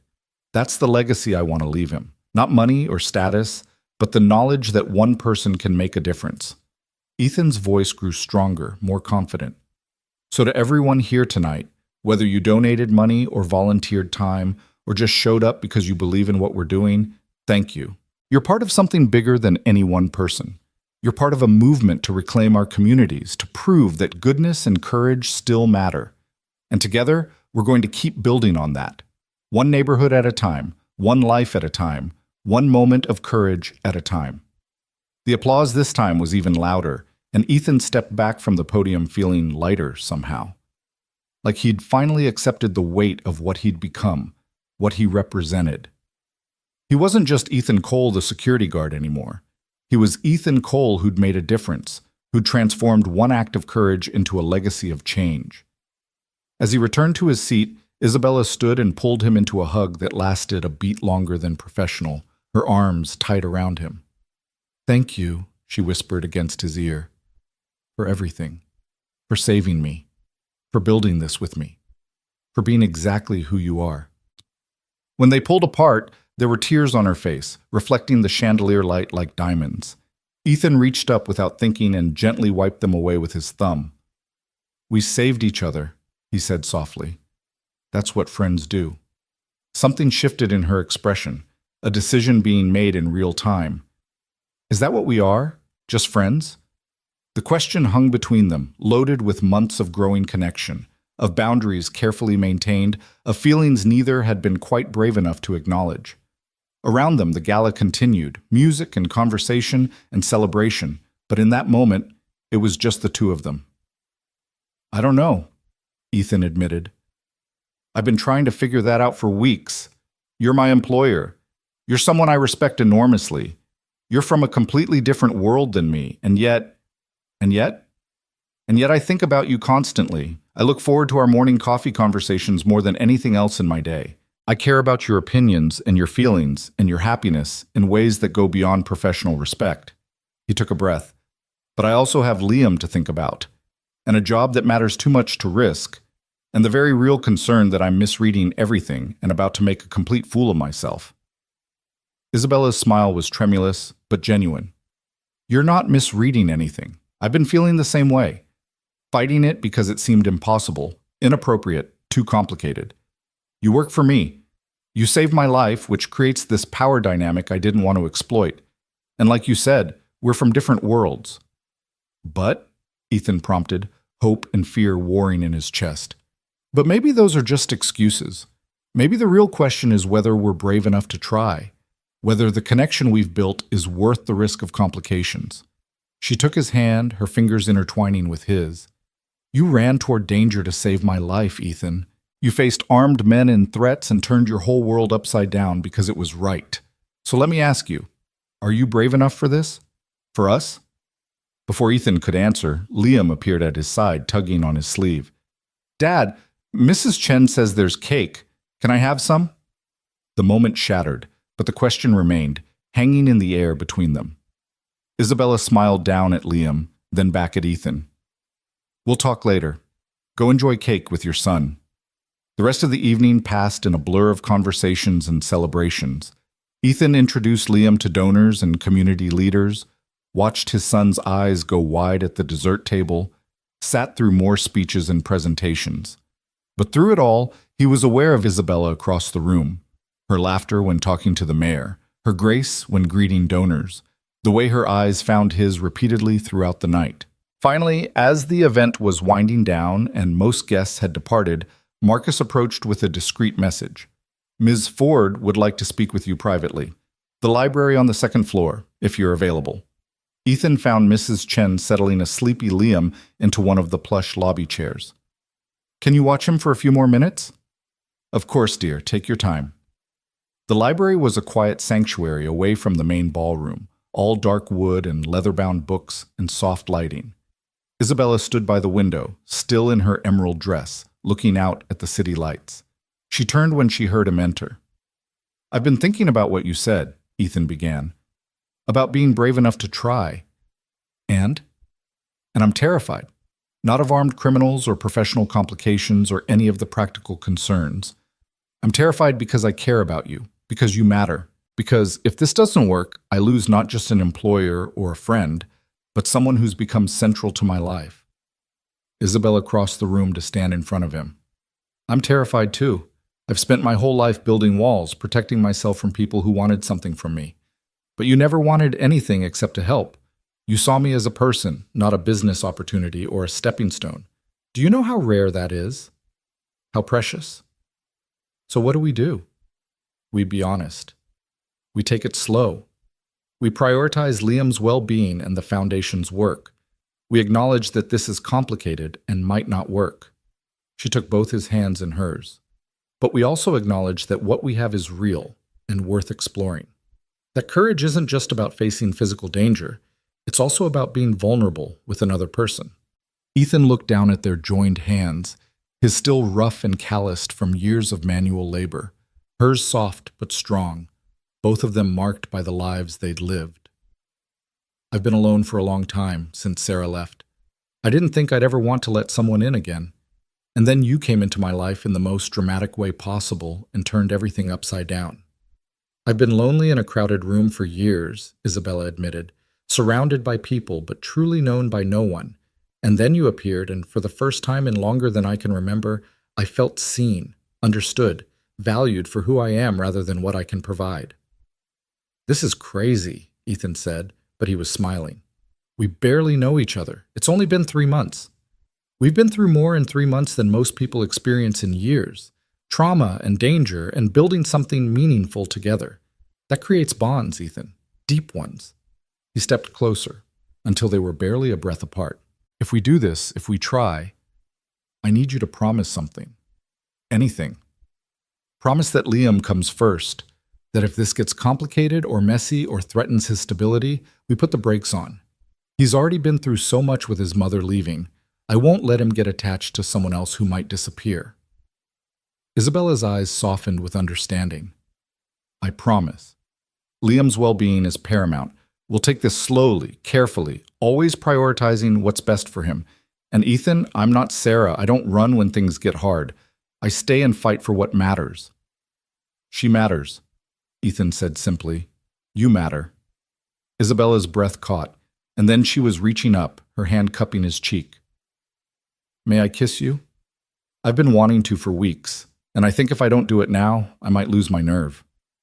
In answer, Ethan closed the distance between them, his lips finding hers in a kiss that was gentle and searching and full of promise. She tasted like champagne and hope, and when they finally pulled apart, both of them were smiling. Well, Isabella said, slightly breathless, that was worth the wait. Definitely worth it, Ethan agreed. Then reality intruded. Though we should probably figure out how this works, the professional boundaries, the public perception, all of it. Tomorrow, Isabella said firmly. Tonight, we just acknowledge what this is and enjoy it. Tomorrow, we can be practical. They stood together by the window, looking out at the city that had brought them together, the streets where Ethan had struggled and survived, the towers where Isabella had built her empire, all of it visible from this height. Two people from different worlds who'd found common ground in courage and kindness, and the belief that goodness still mattered. When they finally returned to the lobby, Mrs. Chen took one look at their faces and smiled knowingly. Liam had fallen asleep in the chair, his little bow tie askew, exhausted from the excitement of the evening. Ethan scooped him up carefully, and Isabella walked them out to the waiting car. Thank you for tonight, Ethan said. For everything, the gala, the speech, the conversation in the library, all of it. Thank you for being brave enough to run toward danger 3 months ago, for changing my life and showing me what truly matters. She leaned in and kissed his cheek. I'll see you Monday morning. Coffee at 8? I wouldn't miss it. The drive home took them through quiet streets, Liam asleep against Ethan's shoulder, the city peaceful in the late hour. When they pulled up to their building, their regular, ordinary apartment building in a neighborhood that wasn't fancy or exclusive but was home, Ethan felt a surge of contentment. He'd traveled far from where he'd started, from struggling single father to foundation director, from invisible to celebrated, from alone to connected. But the core of who he was hadn't changed. He was still the man who'd run toward danger because someone needed help. Still the father who'd do anything for his son. Still the person who believed that doing right mattered more than doing well. Mrs. Chen helped him get Liam upstairs and into bed, then patted Ethan's cheek with her weathered hand. That Ms. Ford is a good woman. I see how she looks at you, how you look at her. Is it that obvious? Only to someone who's paying attention, and who's been alive long enough to recognize real connection when she sees it, she smiled. Your father would be proud of you, Ethan. Not just for the job or the fancy parties, for staying true to who you are even when everything changed, for protecting that boy, for having the courage to open your heart again. After she left, Ethan stood in Liam's doorway one more time, watching his son sleep. The apartment was quiet except for the familiar sounds of the building settling, their neighbors living their lives above and below and beside them. This was real. This mattered. His phone buzzed with a text from Isabella. Made it home safely. Thank you for taking a chance on us. Sweet dreams, Ethan. He smiled as he typed his response. Thank you for seeing something in me worth taking a chance on. Sleep well, Isabella. 6 months later, spring had transformed the city into something green and alive. The foundation had expanded its programs to all 5 boroughs, hired 20 new staff members, and partnered with dozens of community organizations. Crime was down across the board in areas where they'd implemented initiatives. More importantly, people felt safer, more connected, more empowered to look out for each other. Ethan stood in the community center in the South Side, One of the first programs they'd funded, watching Neighborhood Watch volunteers graduate from their training program. Diane Tucker, who ran the center, stood beside him with tears of pride in her eyes. "You did this," she said. "You made this possible." "We all did it together," Ethan corrected. "I just helped provide the resources." Liam sat in the front row with Mrs. Chen, both of them clapping enthusiastically as certificates were handed out. His son had grown comfortable in this world, splitting time between their regular apartment and occasional weekends at Isabella's estate, making friends with the staff at Ford Global Holdings, accompanying Ethan to community events. He was thriving, secure in the knowledge that his father loved him and that their life, while unconventional, was stable and good. After the ceremony, as people mingled and celebrated, Isabella arrived. She'd come straight from a board meeting, still in business attire, but her face lit up when she saw them. Over the past months, they'd navigated their relationship with care, keeping it private at first, then slowly letting people know, always prioritizing professionalism at work and Liam's comfort in their personal lives. It hadn't been without challenges. There were people who gossiped about the CEO dating her employee, others who questioned whether Ethan had earned his position or just charmed his way into it. But the foundation's results spoke for themselves, and gradually even the skeptics had been won over by the genuine good being accomplished. "How was the training graduation?" Isabella asked, slipping her hand into Ethan's. "Perfect. 20 new volunteers ready to make their neighborhood safer. Diane's over the moon." "As she should be. This is exactly what we envisioned." Isabella looked around the community center, at the people talking and laughing, at the posters showing safety tips and neighborhood resources, at the visible evidence of community members taking ownership of their own security. "Your father would be proud, of everything you've built." It was something she said occasionally, having learned through their many long conversations about the man who'd shaped Ethan's values and died too young. Each time, it hit him right in the chest. "I hope so," Ethan said quietly. "I think about him a lot, about what he taught me, how he'd react to all this. He'd see what I see. A man who stayed true to his principles even when the world changed around him, who used his success to help others instead of just enriching himself, who raised an incredible son while building something meaningful." She squeezed his hand. "That's a legacy anyone would be proud of." That evening, after Liam was asleep and Mrs. Chen had gone home, Ethan and Isabella sat on his apartment balcony, a tiny space barely big enough for 2 chairs, overlooking an alley and the backs of other buildings. It wasn't fancy or prestigious, but it was real. It was home. "I've been thinking about something," Isabella said, her hand in his. "The foundation is stable now, funded for years, making real impact. You've proven yourself 100 times over." "Why does this sound like a but is coming?" She laughed. "No but. Just an observation that you could go anywhere now, do anything. Your resume is incredible. Your reputation is solid. You're not tied to Ford Global Holdings or to me professionally anymore." Ethan turned to look at her, seeing the vulnerability beneath the casual words. "Are you trying to tell me something?" "I'm trying to say that you're free, to make whatever choices you want. If you want to start your own organization, or take a position elsewhere, or do something completely different, I won't hold you back. Professionally or personally, you've given me so much, Ethan. I don't want to be the thing that limits you." He was quiet for a moment, looking out at the city lights. "Do you remember what you asked me that night at the gala? Whether I was brave enough for us?" "I remember. I've been thinking about that, about courage and what it means. I used to think it was just about running toward danger, about physical bravery. But I've learned it's more than that." He turned to face her fully. "It's about being vulnerable, about building something meaningful even when it's scary, about opening your heart when you've been hurt before, about choosing love and connection over safety and isolation." "Ethan." "I'm not going anywhere, Isabella, not professionally, not personally, because what we've built, both the foundation and us, is exactly where I want to be. You didn't limit me. You set me free. Free to become the person I was meant to be, to do work that matters, to love someone who sees me for exactly who I am." Isabella's eyes were bright with tears. "You're sure? Even with all the complications and the gossip and the way people will always see us through the lens of how we met? I've never been more sure of anything. Well, except maybe the decision to run toward danger that rainy night. He smiled. Best decision I ever made, by the way. Even with everything it cost, everything it changed, I'd do it again in a heartbeat. So would I, Isabella said. All of it. The fear, the danger, the complicated aftermath. Because it brought you into my life. It gave me purpose again. It reminded me what really matters. They sat together in the small balcony, two people who'd found each other in the most unexpected way, watching the city breathe and move and live. The same city where Ethan had once struggled to survive, where Isabella had built her empire, where both of them had been lost in their own ways until one moment of courage had changed everything. Ms. Ford, Liam's sleepy voice came from the doorway. I had a bad dream. Isabella immediately stood, holding out her hand. Come here, sweetheart. Let's get you back to bed.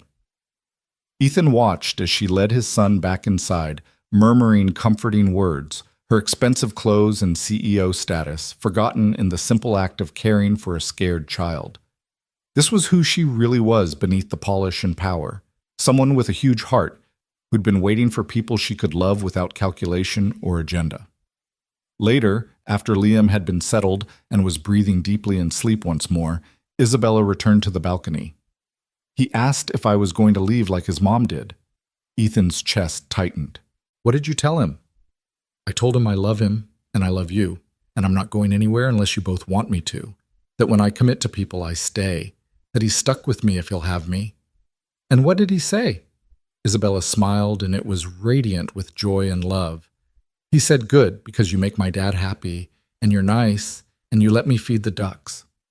So apparently I've been accepted into the family on the strength of duck-feeding privileges. Ethan laughed, pulling her into his arms. That sounds about right. Liam has his priorities. They stood together, holding each other, and Ethan felt something he hadn't experienced in years. Complete peace. Not the absence of problems or challenges, but the deep security of knowing that whatever came, they'd face it together. That he wasn't alone anymore. That he'd built something real and lasting from one moment of courage. I love you, he said, the words coming easily now, though they'd been terrifying the first time he'd said them. You and this crazy life we're building, all of it. I love you too, Isabella replied. My hero, my partner, my home. The city stretched out before them, millions of lives and stories and moments of courage happening every day. Somewhere out there, someone was making a choice to help or to hurt, to step up or to look away, to be brave or to be safe. And maybe, just maybe, some of those people would choose courage because they'd heard about a security guard who'd run toward danger and changed his life. That was the real legacy, Ethan thought, not the foundation or the money or the recognition, but the ripple effects of one good choice, spreading out in ways he'd never fully understand, inspiring others to be brave, to help, to believe that one person could make a difference. 2 years after that rainy night, Ethan Cole stood at the altar in a small chapel, watching Isabella walk toward him in a simple white dress. Liam stood beside him as best man, holding the rings with solemn pride. Mrs. Chen sat in the front row, crying happy tears. Marcus and Patricia were there, along with community leaders and foundation staff and neighbors from the old building who'd become family. It was a small wedding, intimate and genuine, focused on the people who truly mattered rather than on spectacle or status. Isabella had insisted, after years of living in the public eye, of every moment being calculated and strategic, she wanted this to be real. Just them, their people, and the commitment they were making to build a life together. As Isabella reached the altar and took his hands, Ethan felt the full weight of how far they'd both come. From that terrifying moment in the rain to this moment of joy and promise. From strangers to partners to love. From two people lost in their own ways to a family choosing each other every single day. Dearly beloved, the officiant began, but Ethan barely heard the traditional words. He was too focused on Isabella's face, on the love and trust and hope he saw there, on the knowledge that he'd been brave enough to run toward danger, and in doing so had run straight toward the best thing that ever happened to him. When it came time for vows, Ethan spoke from his heart. 3 years ago, I made a choice in 3 seconds that changed my life. But the better choice, the one that took real courage, was saying yes when you offered me a chance at something more. Was opening my heart when I'd convinced myself it was safer to stay closed. Was believing that I deserved this happiness, this love, this life. You saved me just as much as I saved you, Isabella. You gave me purpose and partnership and a love I never thought I'd find, and I promise to spend the rest of my life being worthy of that gift, to protect you, to support you, to love you and Liam and whatever family we build together, to run toward you, always, even when it's scary, especially when it's scary. Isabella's vows were equally heartfelt. Ethan, you taught me what true courage looks like. Not the calculated risks I take in business, but the genuine bravery of being vulnerable, of helping without expectation of reward, of loving with your whole heart. You saw me, not my money or my status or what I could do for you, but me. And you chose to protect that person even when it cost you everything.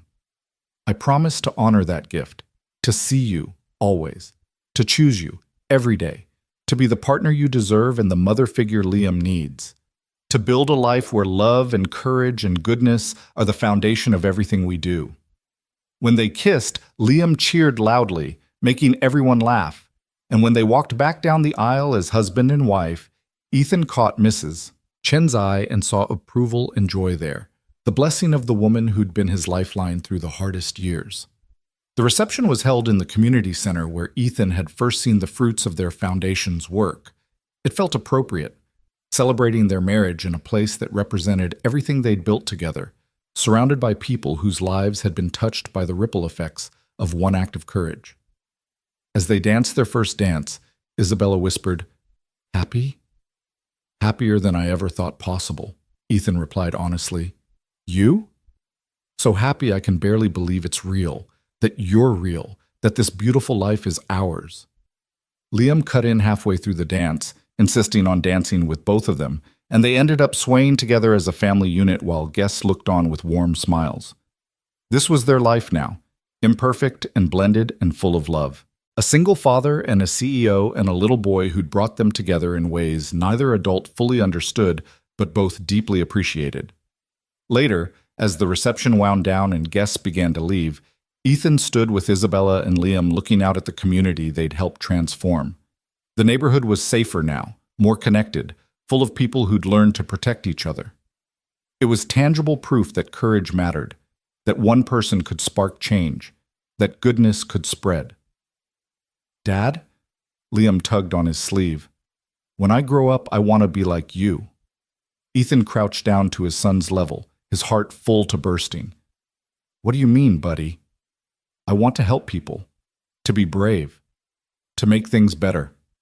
Liam's face was serious, earnest in that way only children could be. "You're a real hero, Dad. Not like in movies, but better. Because you're real." Ethan pulled his son into a tight hug, feeling Isabella's hand on his shoulder.